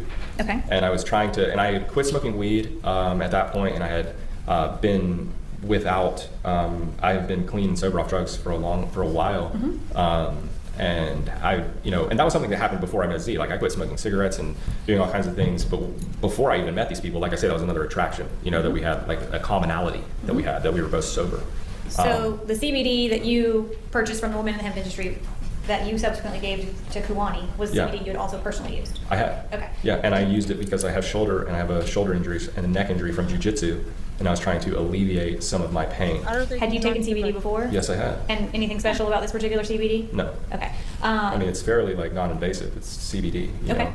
And what is it about CBD that sort of comports with your views or beliefs about? Well, I was just Why trying are we something. getting a You know, I was lesson just on trying to CBD? take it and just see if it offered me any relief. This is court. Because I had become really opposed to cannabis Not marijuana there. at that We don't point care. in my life. Even though cannabis marijuana had been a part of my life for a while, but I had stopped using it and I had completely turned against it, which I think is, I think it needs to be, I think there need to be stricter laws on marijuana, and it needs to go backwards on this whole legalization thing. Well, for the jury that may not know, what's the difference between CBD and marijuana? Okay, so the cannabis plant has, from my understanding of it, the cannabis plant has around 85 different cannabinoids found within it. And cannabis hemp is different from cannabis marijuana in that it's harvested for because it's abundant in CBD. And marijuana is like a hallucinogenic drug, which is heavy in THC. So this CBD that I gave to Z and Kawani, which I wouldn't have even suggested that, but they had already ordered CBD. Like they were already exploring this, and I was like, "Hey, I have this here. Would you like some of it?" And they talked about it, and they decided, "Yes, we will try this that you have." And so it was made from hemp, not marijuana, and it's like I say, it's a product that that you can buy on the shelf. I bought it from a woman who works in the legal hemp industry in North Carolina. Okay. So. All right, this is a good time for a lunch recess. So we're going to be in recess for lunch until 1 o'clock. Leave us your notepads. Don't talk to one another about the case or let anybody talk to you. You will have the lunch Thank God. that you ordered. She was falling in asleep, the had jury enough. room. You can take a break, go outside, walk around if you want to, but be back in the jury room at 1 o'clock. Thank you. Oh my God. He was putting me to sleep too, Lord.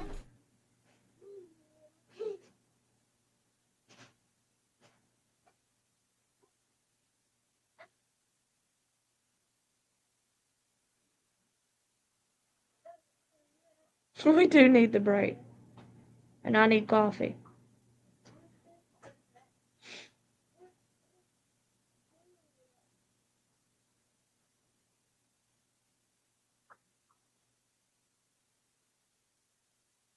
All right.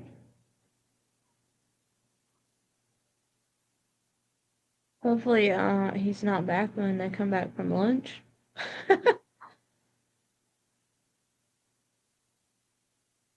Trays. What they order for lunch today?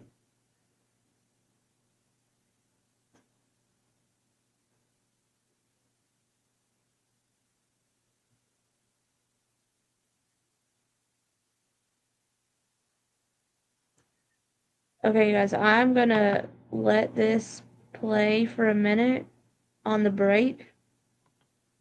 And I'm gonna go make coffee. And I'll be right back.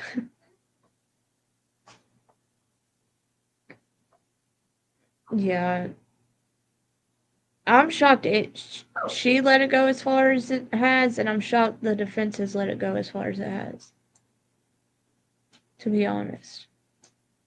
Because most of that was irrelevant. In my opinion. Let me go make coffee.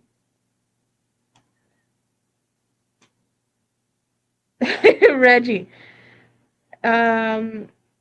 Yeah, he was writing a journal instead of testifying. That's what that was.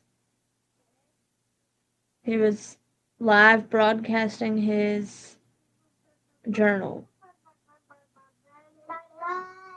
I don't know. That's why I'm gonna go quickly make coffee so I can see what that was, and I'll be right back. And these kids are crazy. I gotta get them something to do.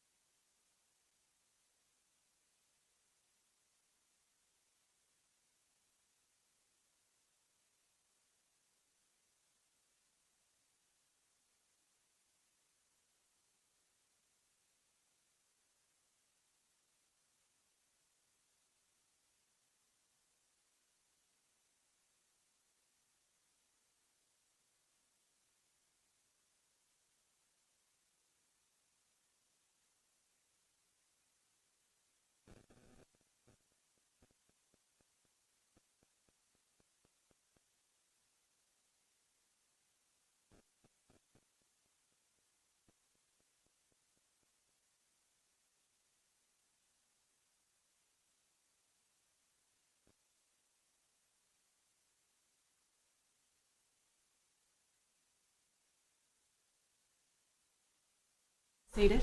And Ms. Gropper, you may continue direct examination. Thank you, Mayor.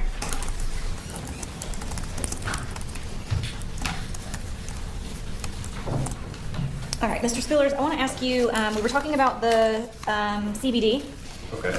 and I want to go back to that.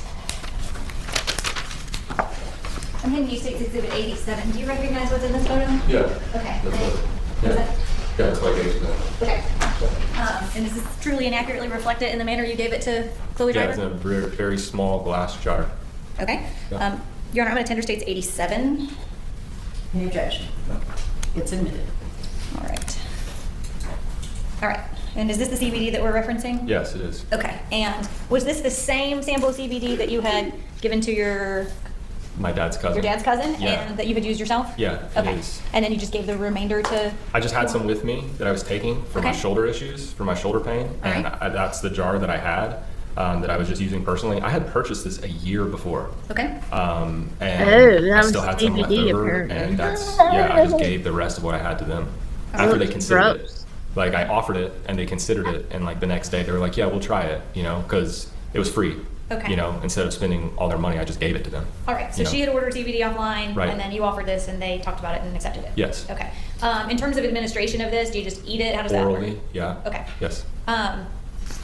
And were you a part of the discussions surrounding the CBD or the use of CBD? No. Okay. I mean, I found out that they had come to these, that they had come to like an agreement, about using CBD to try to help Kiwani to find some, without using pharmaceuticals. It seemed like a much softer and more organic approach to some kind of chemical alleviation for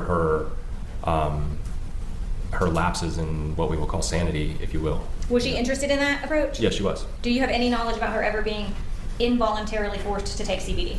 Definitely not. Okay. I mean, it was her who ordered it. I mean, Okay. she had to convince Z to let her do that. She had to convince Z to let her take Yeah, CBD. because it's like, he was trying to do this organically and like have her heal on her own. Okay. Because there was like I say, she kept coming back into real or whatever you're gonna call it, back into a place of mental clarity where she would apologize and not remember what she did, but he found it significant that she was, because she wasn't like, it's not like she was like she wasn't like clinical, it's not like she was like that all the time. This was just like something that had developed. And then I say because of her past Logan and wants to show you all his postpartum, boo-boo. and who knows what else was contributing, to like these Let him eruptions, fill and out he was his trying to heal thing. her organically. So yeah, she had convinced him to allow her to use CBD, and he agreed. Okay. As an alternative, as a more organic and softer alternative to pharmaceuticals. Okay. And you just used the expression "she wasn't like that." It doesn't all the look as time. bad I in mean, the where she camera, was but like it's losing. real I was just trying to red. make a clear and distinct difference between the woman who was a loving mother and the woman who would violently attack her husband and the other women. When she was her normal self, that was Yeah. with Z for years. Yes. Have you ever described her as being a Spitfire? Totally. Okay. Yeah. Was she strong-willed and spirited? Definitely. Okay. Yes. And you said earlier that she asked you if you were an asshole who liked to eat animals. Was that? Yeah, I mean, demonstrative she's kind of her snipey personality? sometimes, but that's not like, she wasn't like aggressive or violent. She was just kind of like stern, I guess you could say, and like curt and to the point. Okay. Was she? Did she speak her mind? Yeah, totally. Okay. And amongst the three wives, who was the clear leader of the three? Kiwani, I feel like, but they were all like, I feel like Kiwani was like the more like the more of the leader, I guess you could say. But those other girls, they were very vocal. Like, I mean, there was like all this interaction between them. It's not like Kiwani was like commanding authority or or that she was like in charge of the other women. Let's not put it like that. It's not like she was like the boss over them or anything. But it was very clear that she was like the more like headstrong and like more iron-willed of the three, I guess you could say. Did she like things her way? I mean, doesn't everyone? It's like no, I wouldn't say that. I wouldn't say that Kiwani was like that. Like she's like has to have it her way kind of girl. Was she afraid to speak her mind? Definitely not. Emery, I think he did. That's He like rolled out of very his much bed the in his opposite sleep of and that. went face first under his floor. I want to talk to you about That's more like carpet burn. I the think traveling from yeah, he fell right on his face. North Carolina to Florida. Sure. And you indicated that there was an intention to. We were moving. You're talking about December the 8th. Yes. Well, but I yeah. want to talk about where you stopped en route. Totally. Do you have any knowledge about going to Chloe Driver's parents' house? We did go to Kiwani's parents. on Okay. it was the night before that. December the 7th? I'm pretty sure it was the 7th, or maybe it was the 6th. Like I say, these, you're talking about like the differential between a day that I'm trying to remember. Was it the 6th or the 7th of 2020, 4 years ago? I can't remember. Okay. But it was not the 8th, because that's the day that we were traveling and Nimsy died. And in terms of who was traveling and how many vehicles you had, what did that look like? It was my van, and it was the U-Haul, and it was their SUV, I think. My head is itching.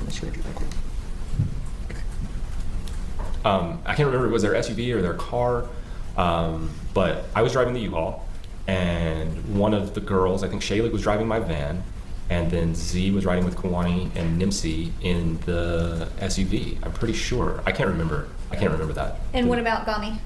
I think she was with one of the others. Okay. Like these are details that escape me. Okay. You know? But there were multiple vehicles. Yeah, we were in it was. I know that my van was there. Okay. And I was driving the U-Haul. Okay. So, and then there was at least one more car. Maybe they had both cars. I can't remember this. Okay. So 3 or 4 vehicles. 3 or 4 vehicles, yes. Okay. And you know that Z and Kawani and Nimsy were all in one car? Yes, they were. Okay. And you drove the U-Haul by yourself? I did. Okay. Yeah. Did all of those vehicles go to Eric and Renee Driver's house on the way? Yeah, they did, actually. We parked in the, they live in like a condo duplex type townhouse thing, and we drove the U-Haul up the hill to their house to load up all Kawani's stuff, and we left all the other cars in the visitor parking by the pool at the entrance. Okay. And Shaylee took a nap in my van. All right. while they were there. And what was the purpose for stopping at Eric and Renee Driver's house? To get the rest of Kawani's stuff so they could move to Florida, because they had found a place to live and be stationary and establish some kind of grounding, which she initiated this sequence, and we all supported that to try to help her find a place to heal, where she could really like be still and not have to deal with like all the stressors from the outside world. The Sandra Torres thing was obviously hugely traumatic to everyone, and so she wanted to find a place to live, and they found a place in Florida. Did what stuff were you all retrieving from her parents' house? I don't know. Okay. I mean, I just pulled the U-Haul up and Okay. they loaded it up. I didn't even like. Okay. I have no idea. I would say like personal belongings, probably like things that she needed. And do you know if her Clothes. parents were there and they They were interacted there. with her? They were there. Yeah. Okay. Yeah. That was the first time That was another time when I met Eric Driver. He came outside and. Reggie, I he's saw an Kyle inmate. Driver. Who's Kyle? Kyle's brother. Her brother. Okay. All right. And anything eventful happened while you were at the driver's house? Nope. It's pretty smooth. We just How was rolled up. Kawani acting? She was actually, by this point she had become like her, even in her normal self, she was kind of like, she's like really dealing with a lot of like mental health issues, and it was really starting to like drive her down. You described her earlier as like looking sad. Is Sad. that- Yeah, okay. just like, like really needing to get like that, like needing some kind of like something, like the stable place in Florida where they could go, and she was really looking forward to that, and everybody was, Okay. like that was. Do you know who made the decision to go to the driver's house to get Kawani's things? Was that something that she Gosh, I requested? don't know. You don't know? Okay, that's fine. How long were you all at the driver's residence? Probably like an hour and a half or so. Okay. All right. We just stopped in, picked up stuff. She had just been there after Thanksgiving, and then had come back to Z and her family, and with her sisters and her baby, and they had like, things had like. Reggie, ended, I'm not and really they sure were going to why Florida, and Eric and Renee opened their house up, testifying, and but Z he was there just talking to is Eric. Like it was just like, a this is all friend after that. This was December of 6th, the right before wives Nimsy and died. the Okay, so December the 6th, That's in all I- interactions with that's all I between Z understand. and Kawani and her parents and her brothers there, did you observe anything that was abnormal? Not at all. Tension, conflict, anything like that? Actually, not at all. Like Okay. it was just smooth. All right. Like Eric and Renee were, they were there. They're like, they opened their home. Z was talking to Eric. He went inside, gathered their stuff with Kawani, and loaded it into the U-Haul. At that time, was Kawani excited about going to Florida? They were all very like eager to get to Florida, or like, excited, I guess. Okay. As excited as a person who's that kind of, who's like sad like that could be, I guess. Is it bad, But yeah, Emery? they Because were. it looks they good were, on mine. They were all like ready to get to Florida and be stable. bad for and they wanted to everybody? have a gar- She was talking about having a garden, growing food, and doing, some self-healing meditations and being stable and being away from stressors of the world, like, just, they had found a spot in the country, that was kind of like a way, to where, she wouldn't have as many triggers to go into these. Those were the things that she expressed she wanted? Yeah, A totally. garden and land and to That's be out it. in the country? That's it. Okay. Yeah. Was Nimsy with her and Z in the group whenever they were there with Yeah. Eric and Renee Driver? Yes, she was. Okay. Yeah. And then you said you believe that was either the 6th or the 7th? The 6th or the 7th, yes. Okay. And then I want to talk about the 8th. You all Yeah. went to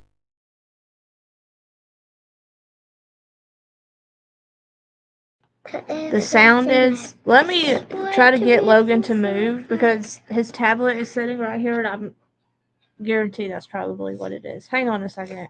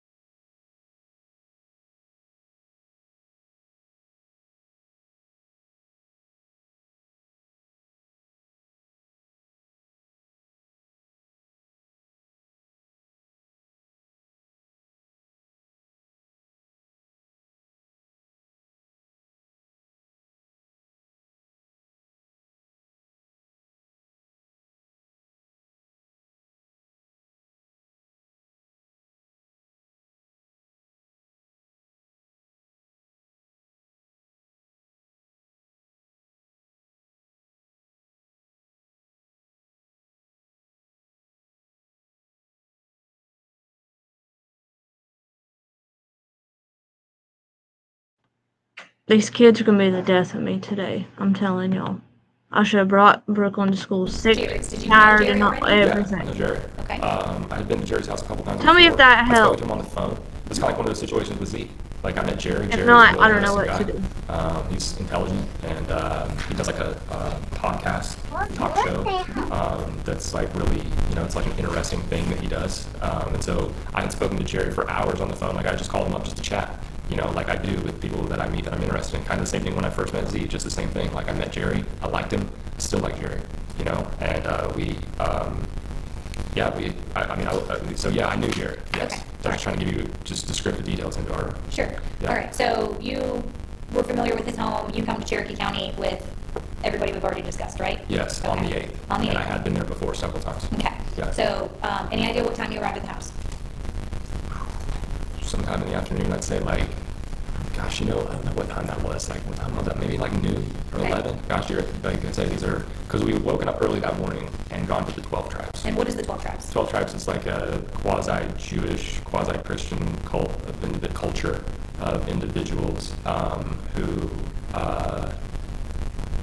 they have like a long-standing foundation of devotees, and they have like delis and stuff like that, and they have like a minha, where they sing and dance in the morning and stuff like that. And So you all went there that morning? we went there that morning. Okay. And did Kiwani participate in that?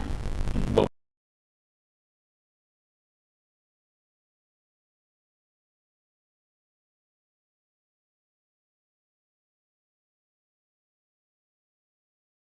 No. That was really bad. That was really bad. I don't know why it's doing that. Let me stop sharing it for a minute and then see if we can't get it to come back like it's supposed to. That's not gonna get us anywhere. I don't know why it's coming through like that. But it's fine when I'm talking. It's just a video.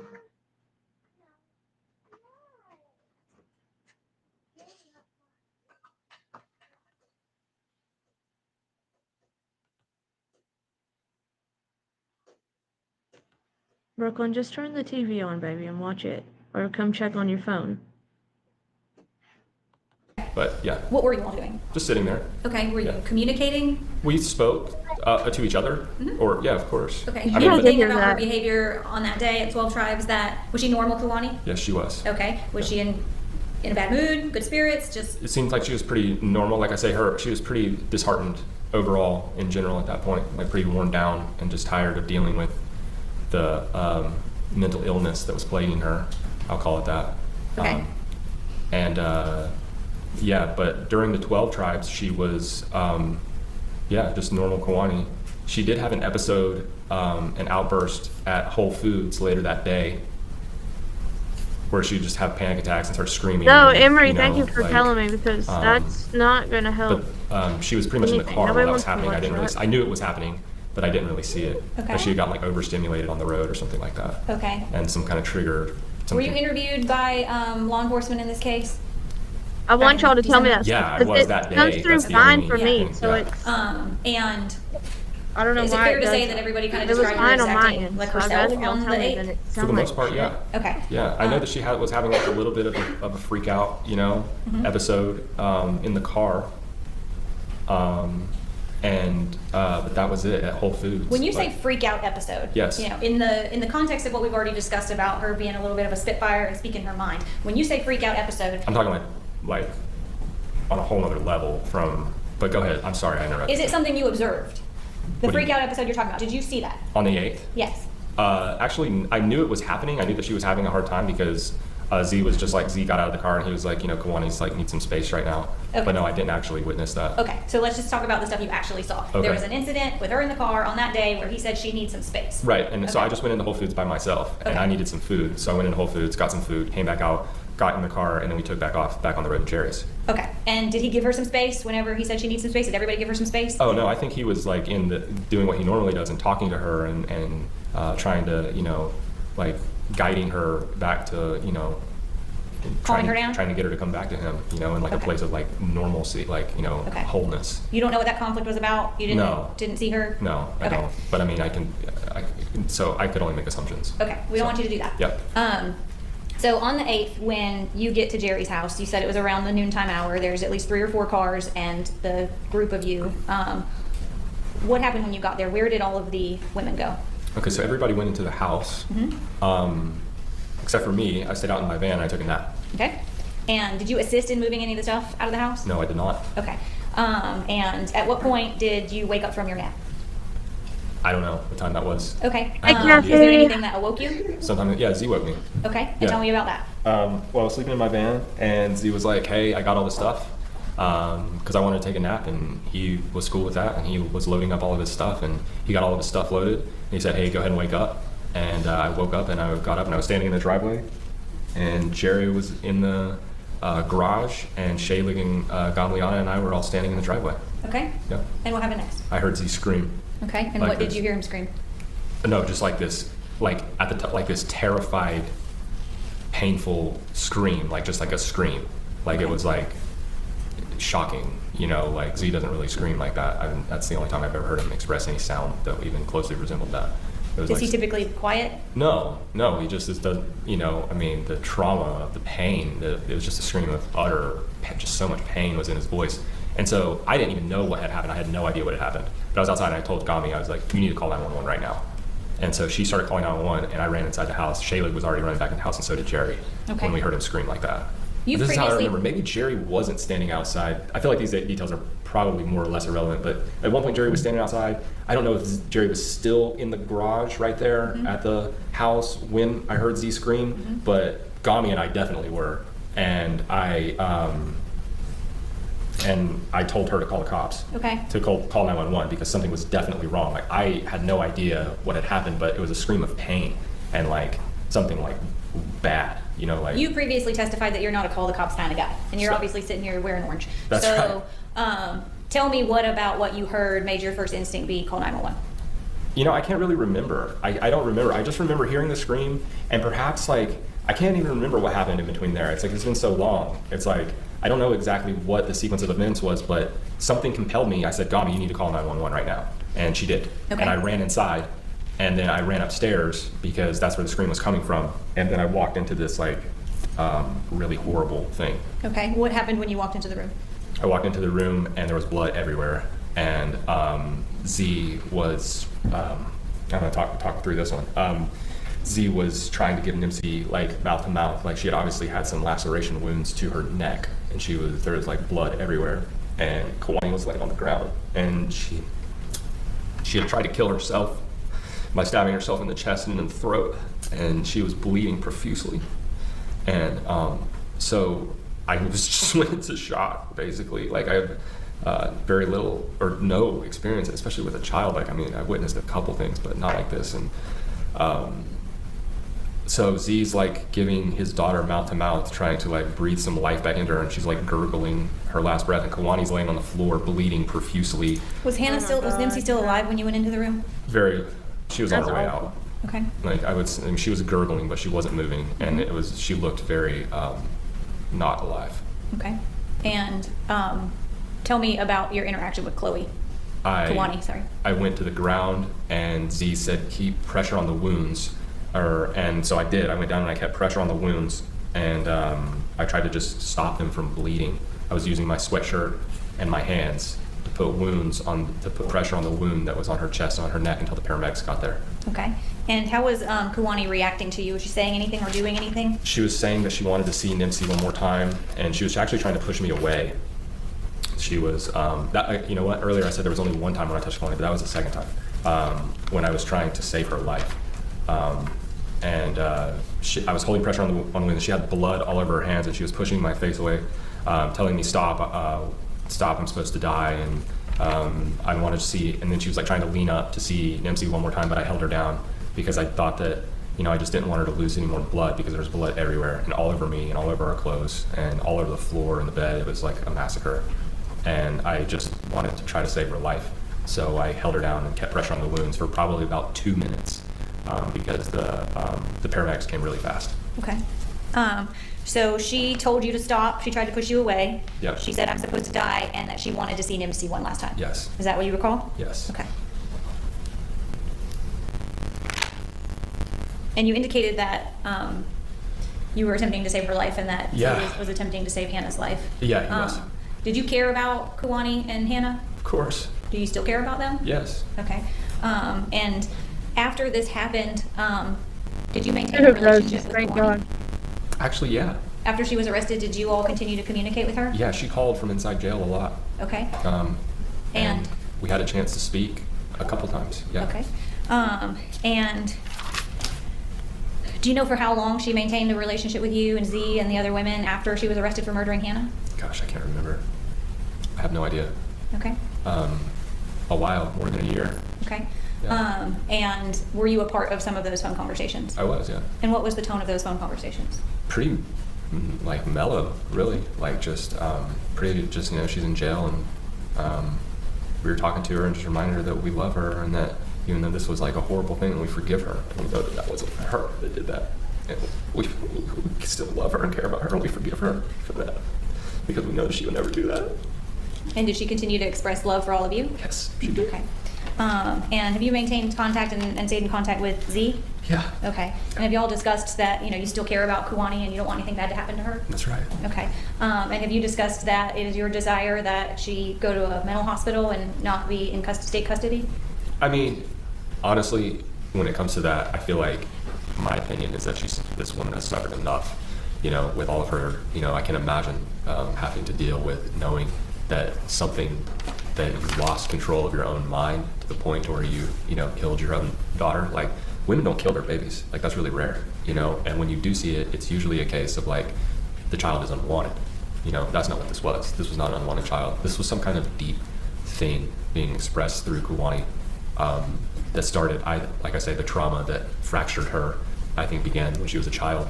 And C did what he could to help her with that, and so did all of us, and it ended up being this really horrific thing. And I do think that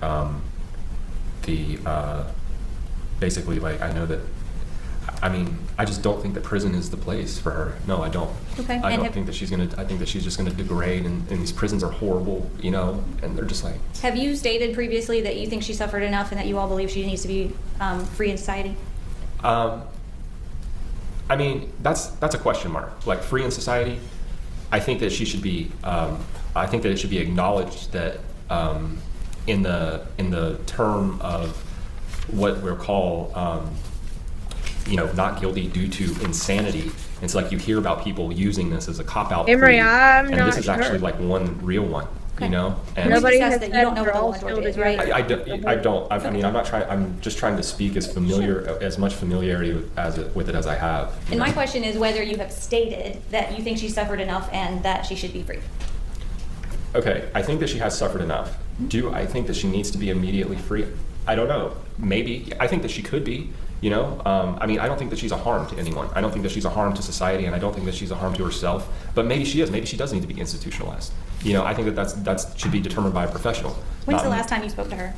Gosh, it was a while ago, like a couple years ago. I don't know. I mean, do I personally feel like Kawani should be free? Yeah, but maybe not. But maybe I'm wrong. Like I say, I think that should be. I do personally feel that. Okay. And you have to understand, like, I have zero toleration for abuse of children. I think that the laws aren't strict enough on those who abuse children and individuals. If it is so the case that Kawani was abused as a child, then her abusers should be brought to justice. And I don't think there should be a statute of limitations on that. Did you ever tell Detective Cruz in the investigation of this case that woman chose to do what she did today? She took those actions, she made those choices? I don't remember saying that, no. You don't remember saying that? No. And the person that stabbed Nimsi to death, do you see her in this courtroom? From what I understand, I didn't see her do it, but Kawani's sitting right here in this room. Okay. Yeah, that's her. Over here? Yep, that's her. I don't have any other questions at this time. All right, cross-examination.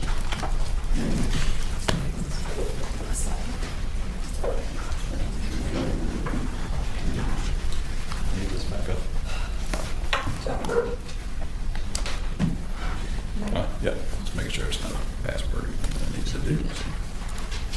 Thank you.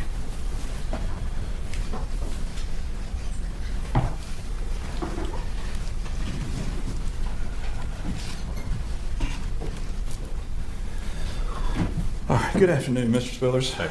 Nice to talk to you again. You and I first spoke, I think that was Friday or Saturday while you were at the jail by Yeah. a Zoom call, is that correct? Yeah, we sure did.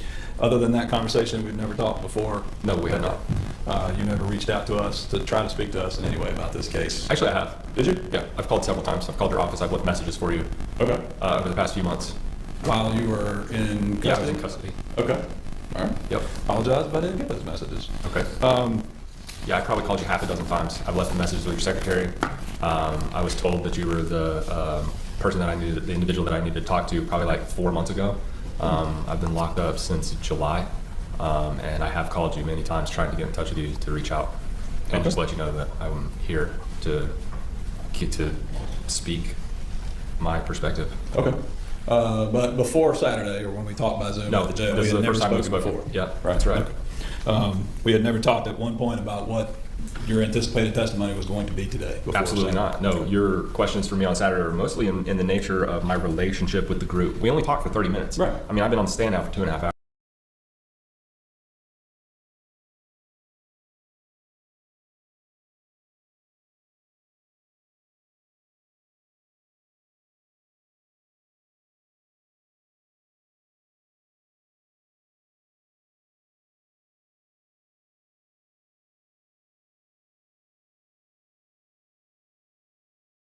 Yes, sir. Yes, Yes, So, sir. And I am going to talk a little bit more about your relationship to the group, just to flesh some of that out, okay? Let's do it. But I'm going to start with December the 8th. I know, Okay. I know that's a tough day for you. I've seen the emotion on your face about what happened that day. I care deeply about Kawani Yeah. and that baby too. Yeah. I just want to understand a couple of things. When you came into the room at first, Z was already in the room, right? Yes, he was. And when you came in, Z was attempting to resuscitate and deal with Hannah, correct? Yes. When you first approached Kawani, I'm gonna call her Kawani because that's what you call her. I'm Sure. gonna try to keep that consistent. When you first approached her, was the knife still in her chest, No. or was she holding that in her hand, or It was where, on the where floor. was the knife? It was on the floor. Okay, so the knife was already on the floor beside her. Yeah. You didn't do anything to touch or move that knife when you walked in, when you came into the room. Nope. Okay. And you said that she was saying that she wanted to see her baby. She was moving up to see Nimsy, correct? Yes. And she said to you, "I'm supposed to die. I'm supposed to die." That's what she was telling you. Yes. Okay. Do you recall when she was laying there on the floor? Do you recall her reaching out to Nimsy with her right hand? It's really hard to know. I don't. I remember her like pushing my face away, like she was trying to get me to stop, like she like wanted me to stop trying to like put pressure on the wounds. Was she also trying to get to the child, did you think? No, I don't even think she could get up at that point. Like she said very clearly, I can't even see. Like she says, I can barely move, I can't see. I would just want to see her one last time. And I told her she needed to be still because she's bleeding profusely and the EMS people need to get here. Okay. I'm not going to make you watch the body cam videos from the officers that came into the scene. The jury's already seen those in this case. If I tell you that one of the prior officers in this case testified that Kawani was reaching out and holding Nimsy's hand, do you have any reason to dispute that could have happened that morning? Well, it couldn't have been that she was touching her because there's too much distance between them. Okay. Like there was too much distance there. Okay. Like the baby was on the bed and Z was trying to like breathe into her because she was gurgling blood and there was blood everywhere. And But if an officer says that he saw that, you don't have any reason to dispute what that officer would I have will said? dispute that. Okay. I'll 100% dispute that. Okay. Have you ever seen the body cam video in this case? No, I haven't. Okay. All right. Let me get you back to. So you're saying, let's be clear one more time. You're saying that Kawani's body was touching Nimsy's body, and that you're saying that if an officer said that, would I dispute it? I'm not asking you if their bodies were touching each other. I'm asking if you recall her reaching out and touching her with her arm, with her right hand. Yes, that's what you're saying. Yes. So that's what I'm saying, touching the baby with her hand. Yeah. No, that's impossible. There was too much distance between them. Okay. All right. There's no way that she could have been touching the baby. Okay. Now, you did say in response to some questions there by Ms. Gropper that she was asking you about what you thought should happen to Kawani from this case. Sure. You understand that what your belief is about that doesn't truly mean a lot. The jury gets to decide that, correct? Sure, but I mean, I feel like it's a fair question. Sure. Because you saw her consistently for about 5 or 6 months. Yeah. And you have testified to us pretty extensively about a significant change in her mental state from when you first met her in April or May of 2020 until December of 2020, right? Yeah. Okay. Your testimony is, and I think I wrote this down right, you know that wasn't her that did that. You know that wasn't Chloe Driver that did that, right? Yes. You know that because everything that you ever saw her do with that child was what you would expect for a loving mother, right? You know that because of what you saw in that child's eyes and face when that child saw her mother, right? Yes. You described her earlier in your testimony that the child was bright and full of life, right? Yes. And she got that personality, she got that as a reflection from the treatment she got from her mother. From the love of her parents. Yeah, Z too, right? See too. But from her mother. Yeah. You said that her mother was particularly the one responsible for most of the day-to-day motherly things with the child, changing the diapers, right? Yeah, I mean, Z changed some diapers too, obviously, but yeah, she was. But she breastfed this child Yes, every she time, did. right? They did not believe in bottle feeding or No, formula. she breastfed her child. Right. Yes, she did. So she was up all night feeding the child when the child needed to be fed, She was right? an excellent mother, I've already said that. Yeah.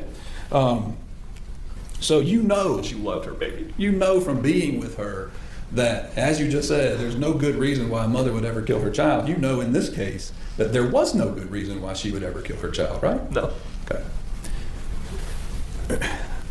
So just taking you back to May when you first met her, the first time that you saw and understood the dynamic of this group relationship that Z was in. Right. Okay. Yeah. When you had met him previously in Asheville, and you talked about the trust and that, you didn't really understand the group dynamic at that point in time. Well, no, that's what I'm saying. That's kind of hard to, that's why I was so interested in their group and in their family.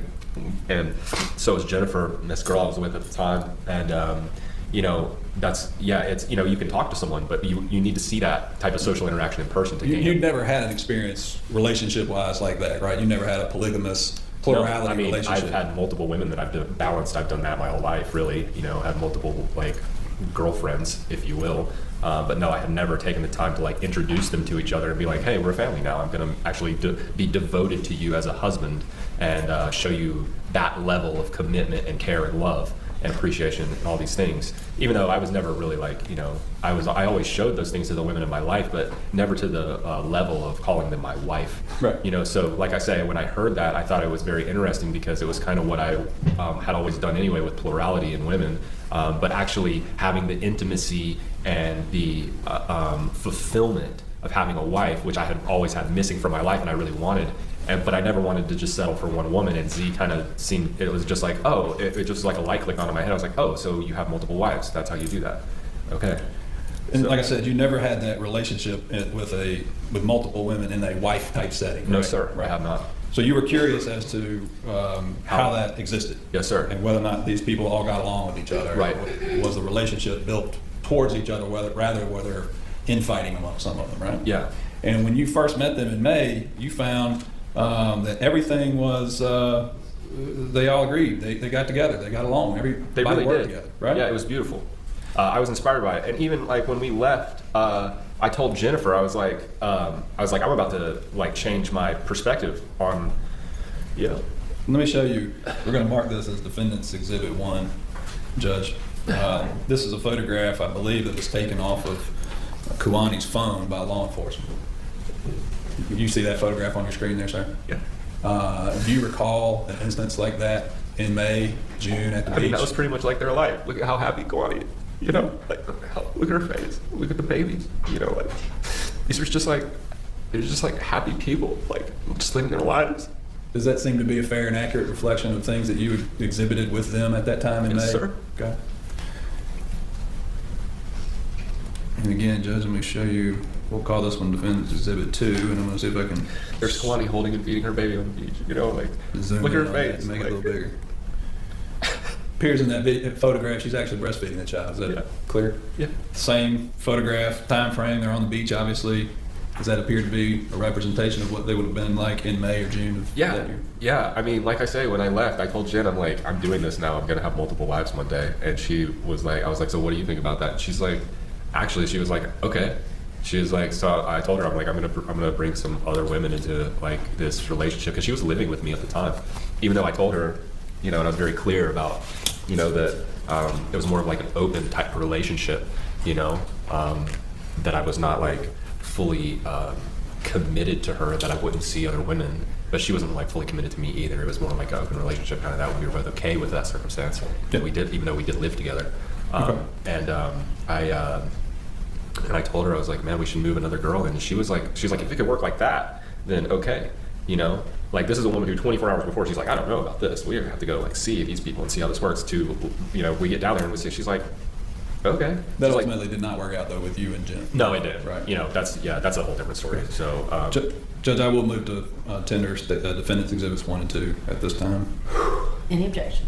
No objection. but yeah, Jen said, you know, if it could be like that, if it could be the way that they are with each other, and they're not like jealous, fighting, bickering little women, you know, who have these, you know, like all of this stuff, you know what I'm saying? Like it's like the things that you would expect, like the jealousy and fighting and bickering between women. It was not there. Okay. And we stayed for a week and we saw them in and out, and you know, like when you're around somebody for a week straight, like we were really observant of them. So yeah, I mean, I can't say enough about how their family was just working in this beautiful kind of way. All right. And then your next interaction with them together was roughly in September when you went to Connecticut. Well, I saw them a couple times. Like I said, I've never seen them. I saw Z in Asheville. I met her for lunch at the 12 Tribes one time over the summer. I met Kuani and her parents at the river in June. Yeah. But the next extended time that you spent with them was Lady got September hot, up at Z's parents' house. Yeah, I need to use this real quick. My nose is on the subject. Look Yes, at him. the next time Look I at was him. with them extensively was in September at Z's parents' house, and Mike and Michelle Joyce's house in Bristol, Connecticut. I'm going to show you now. I'm sorry. I'm going to object to publishing all the exhibits before they've been admitted. I don't know what else he intends to get into. The state's previously provided an exhaustive list of all of our exhibits, but I have no idea what he has on there. That It's just photographs of her and the child during the time frame that we're we talking just about. review whatever he's seeking to admit before we publish it to the jury. I just don't have them printed out. They're just here. Oh, okay. No objection to those. All right. You withdrew your objection? I withdraw my objection if All they're the right. same ones during opening. All right. This photograph, Mr. Spillers, I believe, was taken in August, so maybe slightly before your visit with them in September, but does that seem to accurately reflect how you would have seen Kuani and Ninzi at that period of time? Yes. Okay. Judge, I'll mark that as this Defendant's Exhibit 3, and we'll move to tender that, I guess, as well. No objection. It's admitted. And then in September, when you were in Connecticut, you were there for about 2 weeks, right? Yeah. And I think you said that you stayed in your van for the most part, slept in your van while you were there. Yeah. Kwani, Z, Ninzi were in his parents' home. Yeah. Right. And at that point in time, his parents knew her, knew the other women that were involved, right? They were well aware of the relationships that he had. Yes, they were. Okay. Did he ever talk to you about a time in which he took Kwani back to his house in Connecticut before the child was born, when they first met, and he had her living in his parents' basement?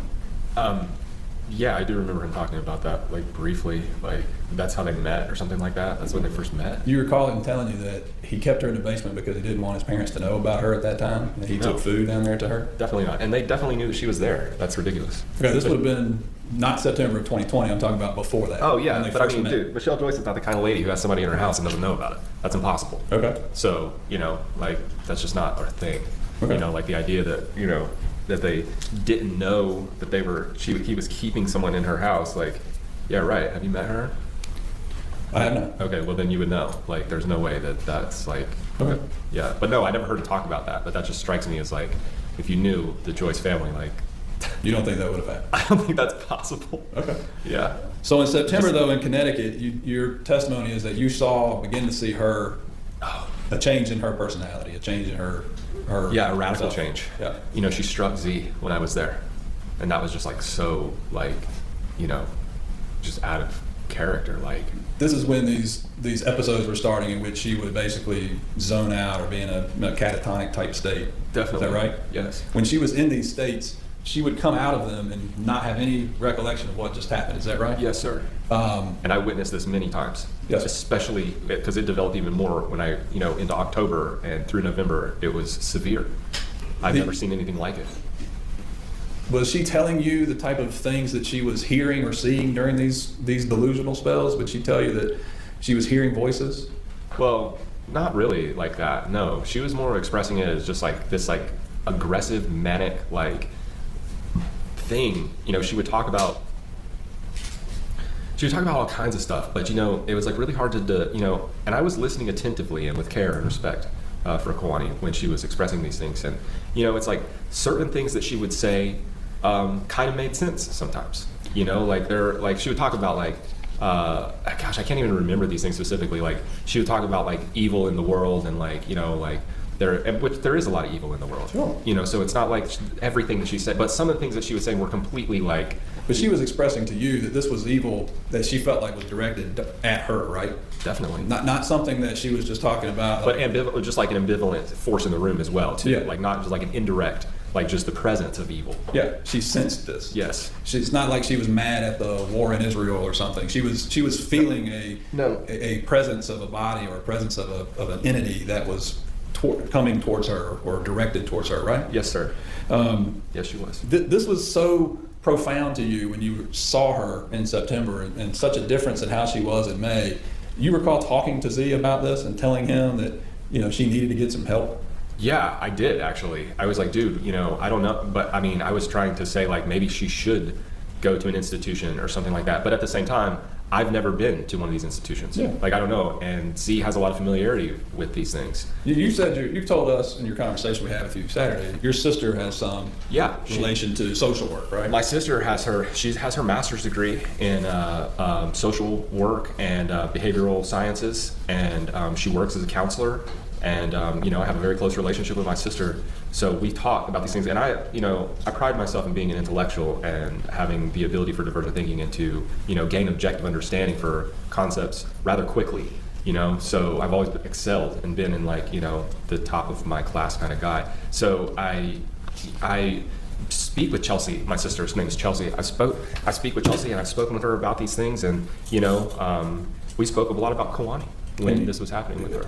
And I'm not going to hold you to an expert in psychology by any means or psychiatric issues, but Good morning. You believed, and I think you even told Detective Cruz this in your interview, that you believe that, in fact, Kwani was suffering from specific disorders such as bipolar or schizophrenia, that type of thing, right? Well, yeah, I mean, I do think that. I do think that some kind of individual could, but it's like these things came on very suddenly. So it's like I was telling the state earlier in my testimony, And that's why I didn't really push it too far when Z said that he didn't want her to be institutionalized, because this wasn't like how she was all the time. So so perhaps I'm incorrect, you know, because to diagnose somebody with schizophrenia means that they have schizophrenia, not that they have schizophrenic-like episodes. Do you understand the differential here? It's like, that's how I'm viewing it now. And honestly, you know, at that time, you know, I had just witnessed Nimsy breathe her last breaths. And, you know, I'm trying to save Kwani's life. So, Roses, yeah, you know, he does. it's like, I don't even really remember Big time. that interview with Tiana Cruz myself. There was like a lot of trauma. You know, were still in shock to some degree Dude, about what I you mean, just I'm still gone through, traumatized right? by this to this day. Yeah. You know, like this is like a huge thing for me to deal with. But Z's response to you reaching out to him about what you were seeing and your concerns, he did not want her treated. He didn't want to put her, well, his expressions were very clear. He didn't want to put her in an institution where she would get less care and less time and consideration than what she was getting from him and from her sisters. He didn't want pharmaceuticals And he for didn't her. want her to become some brain dead pharmaceutical girl, you know? And He didn't want that for Kwani, but he also didn't want that for Nimsy, right? thank you. Yes, that's where I was going. Like, you know, she's breastfeeding this baby, Yeah. and you know, he didn't want that, and he didn't want her to be institutionalized because she has this. You know, he was trying to keep their family together, man. You know, and I respected him for that, and I respected him for trying to do it organically and without drugs. So let's talk a little bit about this CBD here. That was State's Exhibit 87. I think when you testified earlier, I thought you testified that you had bought that from a store, but maybe I misunderstood. You got it from a friend of yours. I bought it from an individual, a woman who's in her 50s, who works in the CBD industry. Is her name Kylie Cross? Yes, it is. Okay. So this appears like in this jar, it appears to be something that was homemade or manufactured by someone and put in that substance. Is that fair? I'll tell you what I was told. Okay. I was told that that was manufactured in a large quantity, and that it was processed in a legal type circumstance, and that it was legal to be sold in stores, but it was excess that she had access to. Okay. But you don't, like, that's how you got it, right? In that jar. That's exactly how I got You it. were told what it was. You were told it was CBD, but other than that, you have no reason to understand that it's CBD or anything else, correct? I'm just going by what I was told, yes. Okay. And you had used some of that yourself. Yes, sir, I had. And I think your testimony earlier was you didn't think that it had much of a effect on you. It really didn't. Using it for your shoulder, I think. Yeah, I got a bad, I have a bad neck and a bad rib. I did jujitsu for years and years. And it didn't really give you any relief.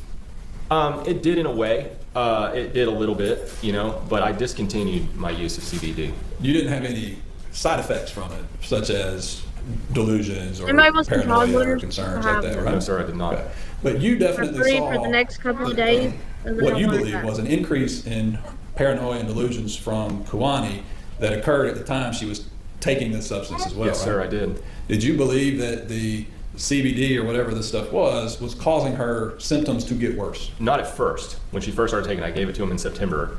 And then that only progressed until, that was way later, and she was the one who was saying that. Because I don't, her delusions, it was it's hard for me to differentiate, was this actually, but she was the one who started saying that. She was telling you that she was having concerns that this substance was causing. She was telling us, and then Z started to pull it back and stop giving it to her. Okay. Ultimately, and you talked a little bit about this earlier, the nature of this relationship and the control, and I don't mean control in necessarily a negative way, but the patriarchal structure of this family, right? Yes, sir. Ultimately, Z had the final decision about whatever was happening in this family, right? I mean, yeah, for the most part, but these women were heard. It's not like these were not oppressed, Sure. I mean, silenced women, and by no means. In fact, very much the opposite. Like I say, he wakes up every day. It's like we want to talk. He wants them to talk. They were encouraged to speak. They were encouraged to speak their minds. They were encouraged to tell how they were feeling.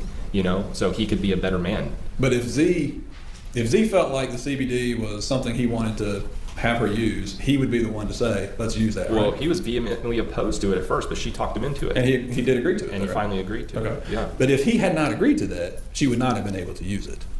Yeah, I mean, that's pretty much the nature of a relationship, unless two people are in agreement. Yeah. Okay. I don't think that he would have, just like he didn't want her to use pharmaceuticals, like I said, she's breastfeeding a child. and Did you she's- ever tell him that he needed to stop giving her the CBD? No, I did not. Never. No, I didn't. Okay.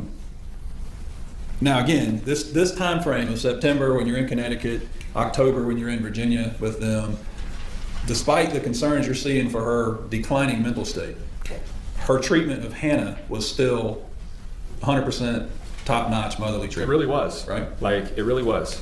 Yeah, I mean, there were a couple times where, you know, she was so out of it and having like these like episodes of panic and discomfort and violent aggression, you know, where, you know, I felt like she wasn't her best self as far as like giving Hannah all of the attention that the child needed. But that was uncommon. You know, that was only like a few times. Because, you know, it's like when she's manic and like screaming and pulling her hair out, you know, it's like there's a baby in the room. When Like, when she was in that state, she obviously couldn't be a good mother. there were a couple to the times where child, right? I had to hold the baby because, you know, she was like, Z was like, here, hold the baby. You know, like, because Kawani's like becoming aggressive and violent and screaming at the top of her lungs in public places and, you know. But like- nothing that she ever did during those times. Nothing. No, he doesn't do that weird, happened like, while she was in blinking those really fast delusional thing when states you or those lie. paranoia states. He's not Nothing doing she that. did was He ever hardly blinked. violent, aggressive, or harmful to Was he Mindy. telling the No. truth?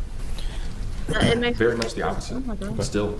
It makes me Alright. think he's telling the truth. He's not like blinking a million times.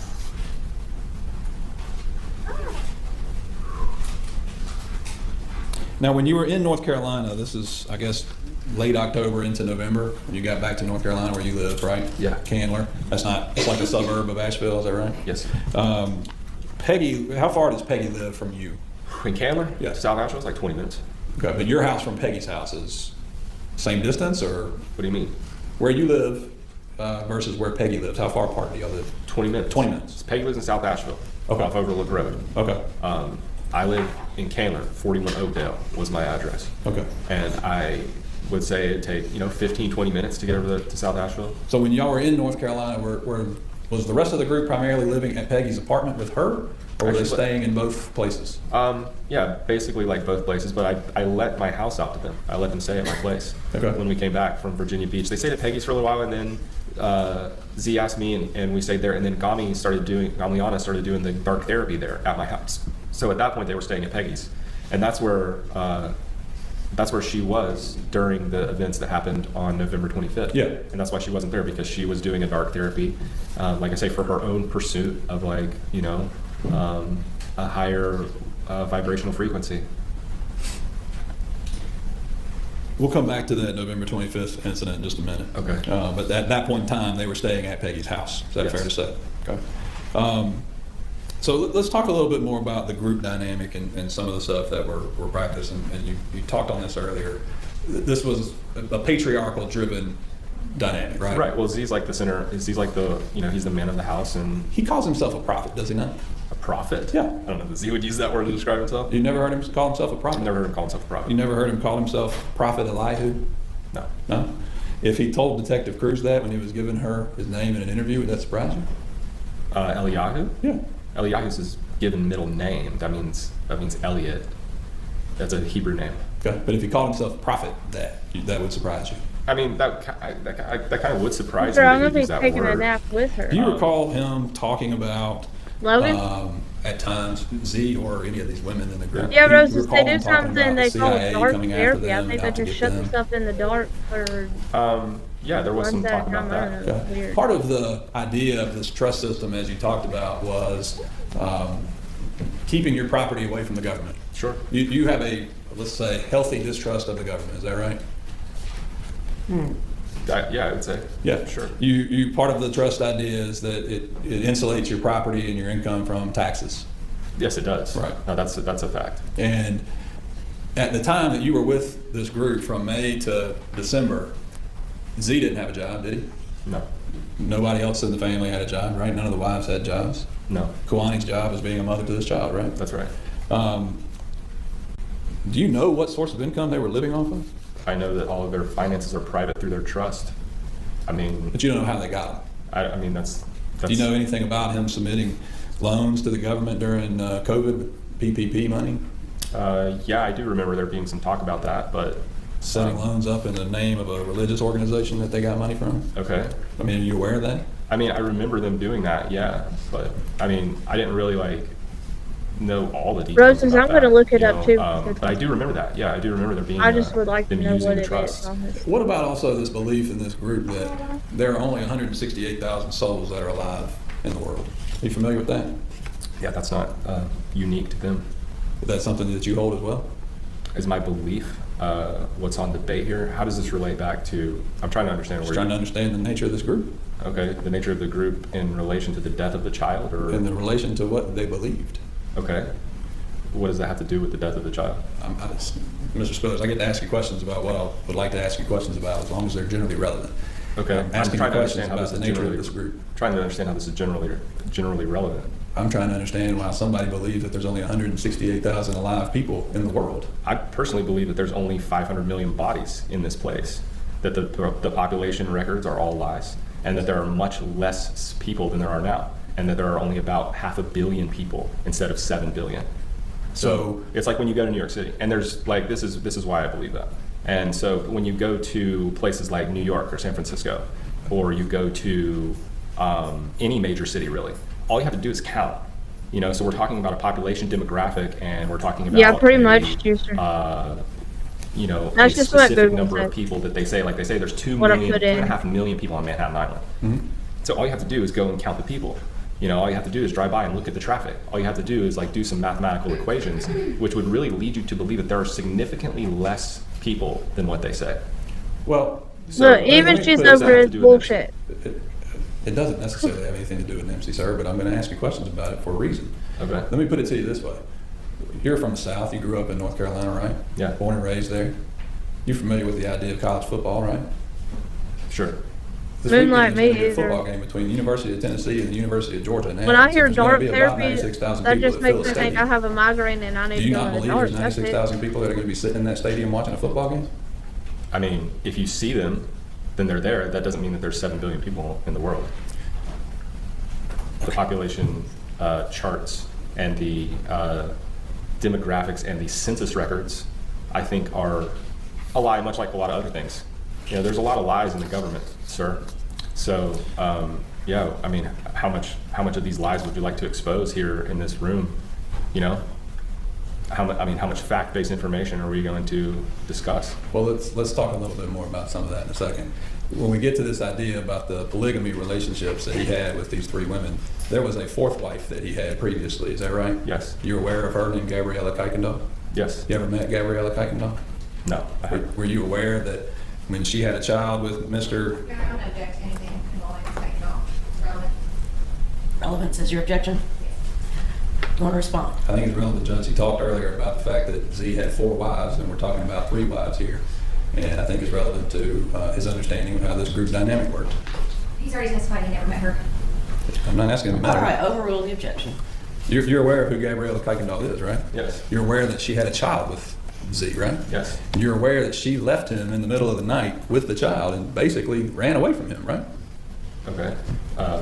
Matter of fact, it took place at the same house where this incident happened on December 8th of 2020. Did you know that? No. It happened at Jerry's house. Okay. Part of what Z Now was he's trying to telling do him with this group information. I was didn't think they were allowed to to grow do that. this group, right? He was constantly looking for other women to bring into his group here, right? Are we not all constantly seeking the companionship of compatible Dude, individuals? what is I'm asking DMA? about Z right now. Francis? Okay. Wasn't he always trying to talk to other women about bringing them into the group as well? I mean, sure. Yeah. Part of what he ultimately wanted to do was to have multiple children with multiple wives as well. Is that right? That's what I want to. Okay. He, in fact, right now, Anna Yeah, there's a just had a And you child. say that's what I beautiful want baby to? in this world that John just birthed. Yes, she did. And Shaylee is pregnant today, right? Shayla's about to have one too.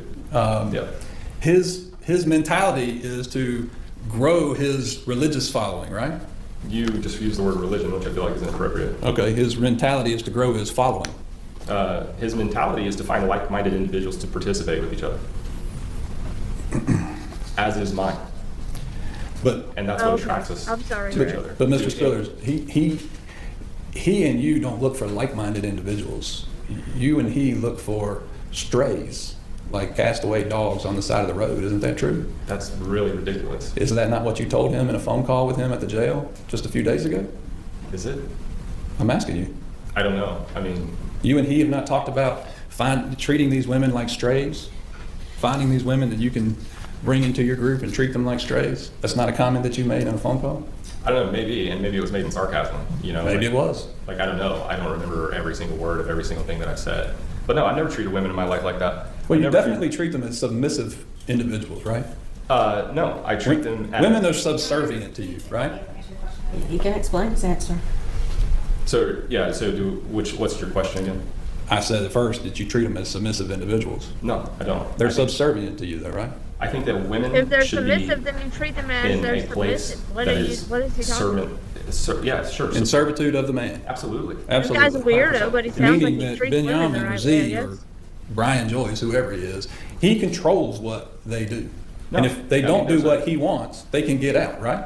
Of course. Right? He controls what they wear, right? Isn't that how So polygamists you're work? asking- Yes or no? You're asking me. Yes or no I don't first? know the answer to this question. He controls what they eat, right? This guy's a dick. We have already discussed that there is This a attorney. standard, I don't like and it. this is the same thing that it is with me and women that I've had in my life since then. Since I've had in my entire life. When I've been a vegetarian, women who come into my life they're vegetarian, or you cannot be together. Right. Yeah. So If- you're manipulating this into a control thing when it's just a standard that's set that can be avoided at any time. If Kawani He's a wanted polygamist. to Look go at the have a sister hamburger wife. at It's the Wendy's, same way. he'd kick her out of the car, right? That's really a petty and childish way to describe something, and I mean, your rhetoric is utterly offensive.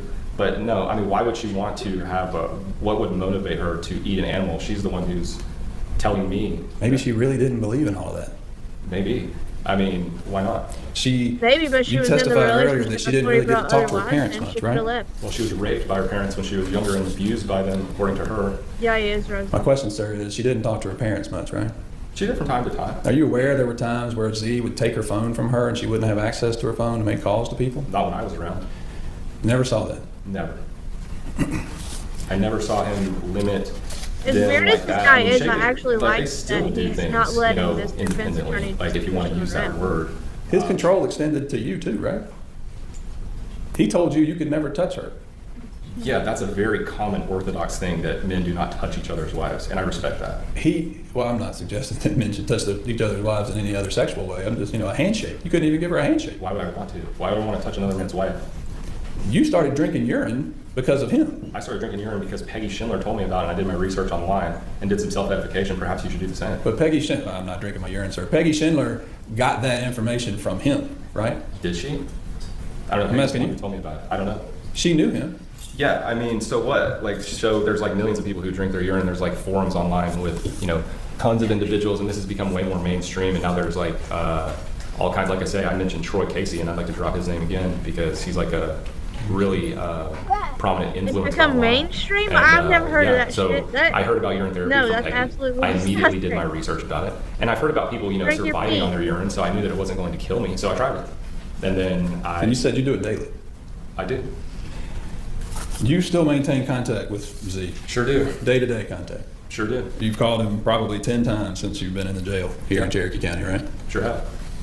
You've talked to him, I guess, beginning in August or September, even through today, about the mental Right, state that okay. you saw from Kwani at that time. Totally. And your belief is, and you continue to tell him that your belief is that she was insane. I'm not making it the legal standard of that, but you felt like she was Logan from insane. this I mean, yes, I do. I mean, call it insane, call it whatever you want. It's like, this woman was like outside of her ability to discern what was even happening, and her behavior was erratic and out of character, and she would go in and out of these phases. And yeah, I would qualify that as insane from my perspective. I've never seen anything so severe in my life. Okay. Now, let me back you up to this incident in November in Nashville with Miss Sandra Torres. Do it. And I know your testimony from what you told Ms. Gropper is that you believe Ms. Torres was the Why does she instigator look so of nervous? an aggressive, violent act here, right? Most definitely. Okay. You did acknowledge that you were the one that got arrested Yeah, she- based on that incident, right? Yeah, she was the one who called the cops. so- Yeah. And you left, right, before the cops got there. Yeah, before I got shot by a woman who was threatening me with gun violence. You could have stuck around and talked to the cops about that, though, right? So you're saying that I should have put myself in harm's way? Well, I don't know. Maybe you drove a mile up the road and called the cops yourself. You didn't do that either, did you? No, I didn't. You left. Before you left, Z had put Chloe in the car with the baby and took off, right? Kwani got in the car by her own free will, and it was actually her that insinuated that they needed to leave. Okay, like I Miss- said earlier, because she could see the. But Sir, Ms. Torres called the police because she believed there was an issue going on there, right? Ms. Torres called the police because, I mean, I don't know why she did. I mean, She didn't have anything to do with you all. yeah, that's what I'm saying. That's why it's so bizarre that someone would go so far out of the way, especially, like I say, when I was carrying Kiwani across the road, one of the individuals who lived in the apartment complex was walked out, and she walked by us and asked if we needed any help. And I said, no, we don't. So maybe Dumpling that lady yarn. just didn't want to involve herself with what was going on with you, right? Or maybe that's probably what a normal person would do if they, saw some woman having a panic attack and all I of the swear, I individuals think he around her was, trying like, to help. Well, calling the Trying police to is not get necessarily in calling to get somebody a in trouble. As you know, relationship with sir, him, it you seems called the like. police yourself on December 8th because you knew there was a problem. That's more like emergency medical. Right. Yeah. But that's what calling 911 does. It gets law enforcement, it gets medical personnel, it gets EMS people out there to determine what the issue is, right? Mm-hmm. And if they believe that Kiwani was having a medical emergency that needed to get attention, they could take her to the hospital. They could take her to see a doctor, right? Sure. You didn't want that to happen. I don't think that my desire has any reflection on the. Z didn't want that to happen. Yeah. He was the one directing that they get Chloe in the car and get out of there, right? Actually, like I said, it was Kiwani that initiated the sequence for them. She was telling Miss Torres to call the police. No, She was telling Miss Torres to call her parents. She was telling Ms. Torres that she needed to call her parents.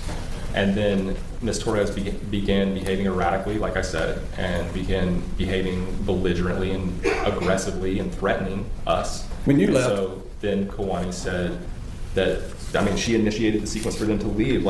She could see that this woman was like this drunken, you could smell the alcohol on her, that she was just this, drunken individual who wanted to involve herself and make probably so bored with her own life or whatever that she wanted to cause drama and involve herself in somebody else's business that had nothing to do with her. You believe that Miss Torres involved herself in someone else's situation so she Yes. could get attacked by you and receive a broken eye socket? Yeah. Sir, this is a picture that's dated November 25th of 2020. Okay. That's a picture that Miss Torres sent to us. That Okay. she took of herself that day. Continue to object to I'm- publishing evidence that has not been admitted. I'm yet. not admitting it yet, It's Judge. being published to the jury, it's not been identified with an exhibit number, it's not been Submit admitted. to the state objection. So I just told you the story of what happened. And, that was never brought to trial. So your assumption, Yeah, it was never brought to trial, sir, because you pled guilty to that. I was never brought to trial because they would never give me a trial. I No. sat, that's very much what happened. You can make assumptions and, Sir, I'm not making assumptions. You are making I've seen the assumptions. documentation of your sentence that you received for that case out of North Carolina. yeah, I know. It Like I says you said. pled guilty to assaulting and inflicting serious injury as a misdemeanor on Mrs. Torres. Pursuant to Alfred law. No, it actually doesn't say pursuant to Alfred law. That box isn't checked at all. It Okay. says you pled guilty. Then that's misinformation. You could pull up the court records. I said. That's who I got it from. Well, then you should pull up the court records from August 29th, 2023. That's the date that you pled guilty. Yeah, it says, the judge said very clearly before the court that it was pursuant to Alfred law. So perhaps you have some kind of, So you're saying there's a mistake in the document? yes, there is. Okay. From You what I was- understand an offered plea is still a plea of guilty though, right? Yeah, but the reason why I pled guilty is because they were actually, so they didn't give me they were refusing to give me bond dates. They were refusing to give me court dates. They were refusing to give me a trial. They refused to give you those things because you had violated your bond before, is that right? Yeah, I was actually framed by and false evidence was submitted against me by Buncombe County. Really? Absolutely. Have you initiated a civil lawsuit against them for them? Not yet, but I have spoken with some civil rights attorneys, and I have not initiated that sequence yet, but I have spoken with several attorneys. And sir, you're currently incarcerated by the federal government, right? Yes, I am. For threatening a man online, right? That's an allegation, which Yeah, I understand it's an allegation. You haven't been convicted of anything, and you stand absolutely innocent until proven guilty. then I think that we should, not talk about that. I'm not going to talk to you about it. I'm not going to ask you what you did. I'm not going to ask you who it is. I'm not going to ask you any of those questions. But you are currently charged with that, right? I've currently been charged with a crime. 14 counts of crimes, correct? Is it? Yes, sir. Okay. Counts 1 through 14 Okay. for communicating threats to kill someone. Why are we Yeah, talking like I about say, his charges? That's This still. has nothing to do with baby. That's not the first time you've been charged with communicating threats to kill somebody either, is it? Can you specifically? I can't. No, it's not. I've never actually threatened to kill someone. Kylie Cross, Kylie Cross. the girl you got the CBD from. Kylie Cross, I had a sexual relationship with her, and I told her that, and she stole $1,600 out of my dresser drawer, and I told her that if she ever came back to my house, that I was going to end her. I didn't say I was going to kill her. That's what she thought you said, isn't it? Yeah, I mean, That's this why is she like- went to the police and had you arrested. Yeah. That's why you were charged with threatening her. I probably should have took that one to trial because I feel like I would have won. That's two, I guess. You should have taken a trial, but you didn't. You pled guilty to that one, too. Yeah, You I got should. probation and 45 days in jail on that case, too, right, sir? It was actually I'm still trying to figure out what this has to do with Hannah and what your It has to do with you. Okay, and? I get to ask you questions, and it has to do with you. Okay. But that's what you did. You threatened her, and you spent time in jail because you pled like I guilty in that case. I mean, a lot of the circumstances in my life, if I really would have just called the cops, and I should have called the cops on Kylie Cross when I caught her stealing $1,600 out of my drawer, but I couldn't really prove that. And like I say, I mean, Maybe it didn't just happen. just as you're proving right now that there's like a real sinister nature by your tone and your, I mean, we're here to talk about a baby, and all you seem to want to be is obsessed with me. So it's like, I mean, I'm not obsessed with you, sir. then stop asking me questions about myself and let's talk about the crime that happened. I'm to this asking baby. you about sinister things because you've committed sinister acts. Saying- And I'm asking you those saying things because of how something- they have affected this young lady as well. Saying and doing, these all happened after this incident with Kalani. All of these circumstances happened after this incident with Kalani. Yeah, I'm aware of that. So do you want to maybe, give some, maybe we should talk about the trauma that I experienced and how that has affected me, and, what has led to me being irate with people. And like I say, the Sandra Torres thing, I'm happy to talk about that because, I mean, I want that. I plan to appeal that to the Superior Court of North Carolina.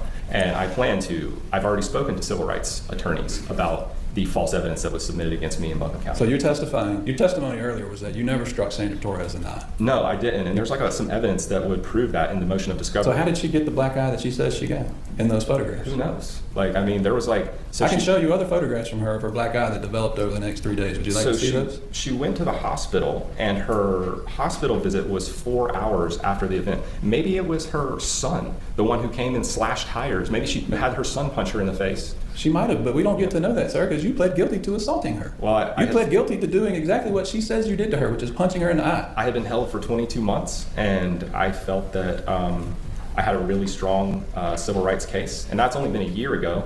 I've already spoken to civil rights attorneys, so I did. I pled guilty pursuant to Alfred Law because I wanted to stop being oppressively persecuted by the Buncombe County government and get out so I could. You were in jail a lot of that time because you violated your probation in your case with Kylie Cross as well, right? No, that was not the case with Kylie Cross.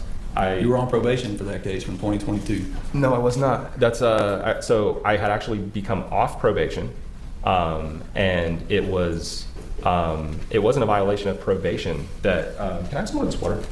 It wasn't a violation of probation that got me reincarcerated on the 5th of April 2023 after they had held me for 8 months on 24-hour house arrest.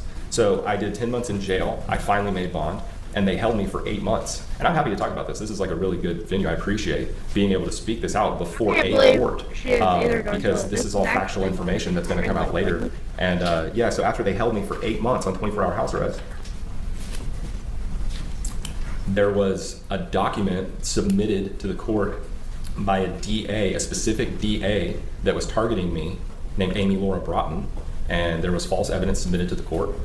She brought this photo of a Facebook post that she said that I made, but it was right there it was not on my Facebook, nor did I make this post. And so, like I say, there was false evidence submitted to the court in order to persecute me and frame me, and that's and I've already spoken to several civil rights attorneys about this, and they say they have a very strong case.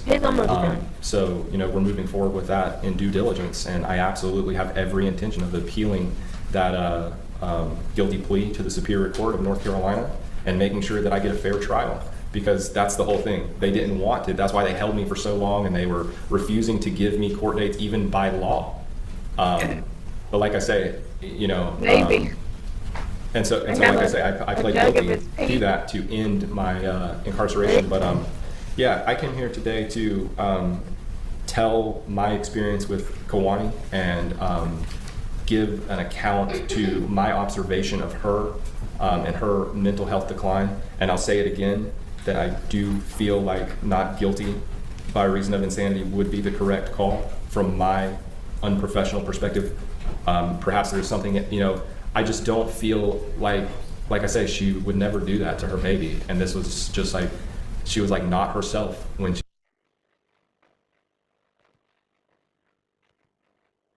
Me or that video again.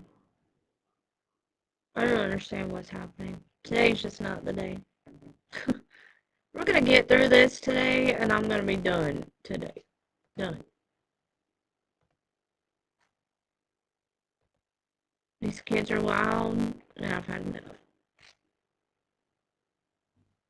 She did that, and I want her to know that I care about her, and I forgive her, and I love her very much. And that's it. Any redirect? I don't know why. Mr. Spillers, you indicated that you had had multiple conversations with her after she was arrested for murdering Hannah, right? Yes. Okay. And when she called Z from jail. Okay. And so you indicated the nature of those was communicating how much you all love her and that you forgive her for what she did. Yes. Did she ever tell you why she killed Hannah? No, I don't think she ever really did. I mean, she spoke to Z about it. I remember, and I'm giving you secondhand information here. Don't do that. I'm asking, did she ever tell, when you talked to her, did she I ever don't tell remember you? her ever saying anything about that. Okay. Did she ever tell you that she told the police that she killed Hannah because she just wanted to be with her baby and her husband, but he refused? What do you mean? Did she ever tell you that that's what she told the police? That she just wanted to be with him and Hannah, but he refused? Oh, no way. Okay, you No, never heard that definitely. before? Nothing like that. Okay. No, I could tell you something, but I don't know. I mean, Did she ever tell you that she told doctors that she killed Hannah because she thought it was the only way for her and Hannah to be able to escape the situation? no, definitely not. You've never heard that before? No. Is that better or no? Hey, jet lag. Nothing. Any further cross-examination? All right, then we are going to let you take a recess, members of the jury, until 3 o'clock. Leave us your notepads. Don't talk about the case with anybody. We are going to, as I said, we're going to ask you to be back at 3 o'clock in the jury room, but you can step downstairs, walk around, take a break, and we'll see you back at 3. Thank you.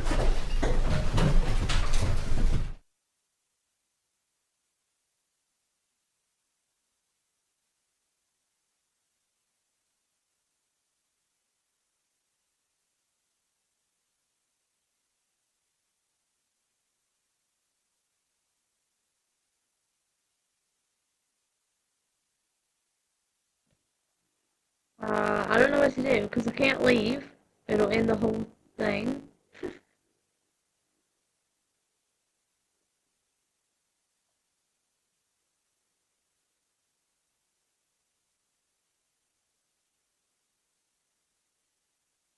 Just a break.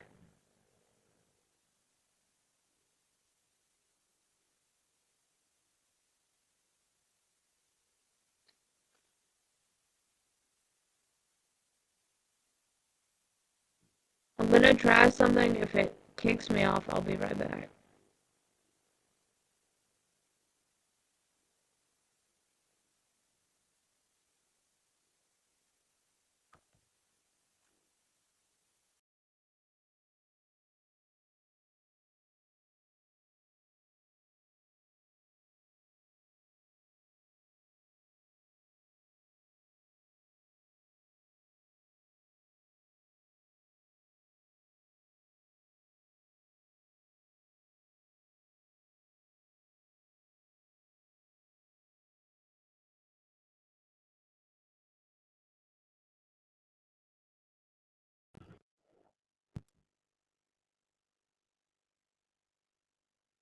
Oh gosh, I'm hungry. Okay, is that better? Or no? Yes or no?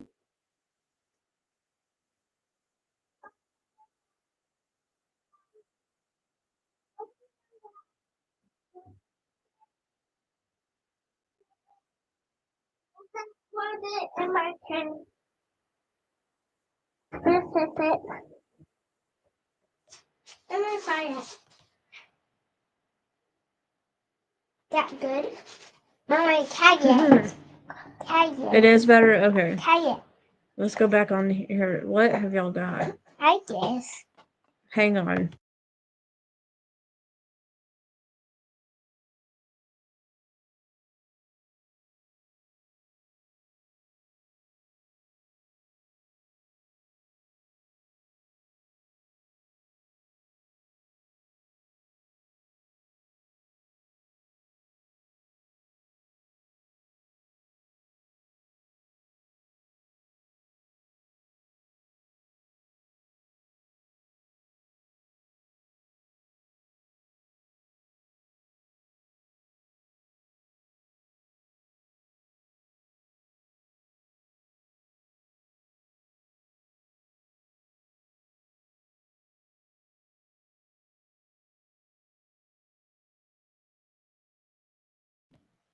may end up having to just get off of here.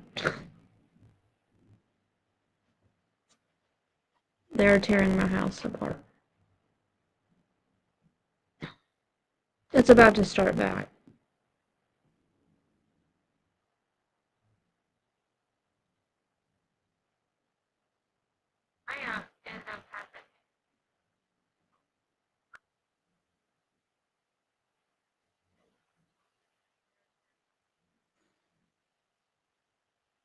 Did it go staticky again?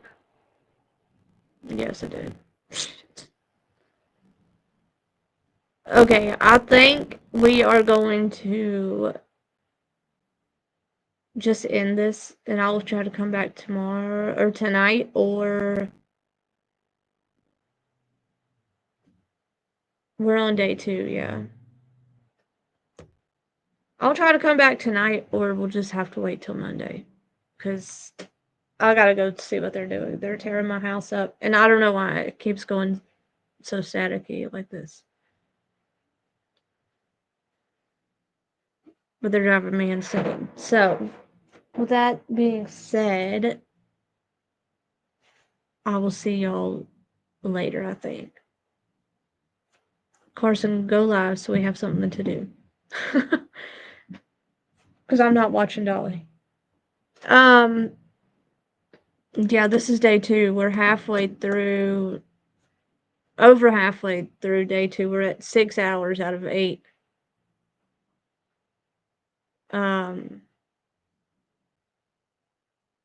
Yeah. I will see y'all later because I can't handle this.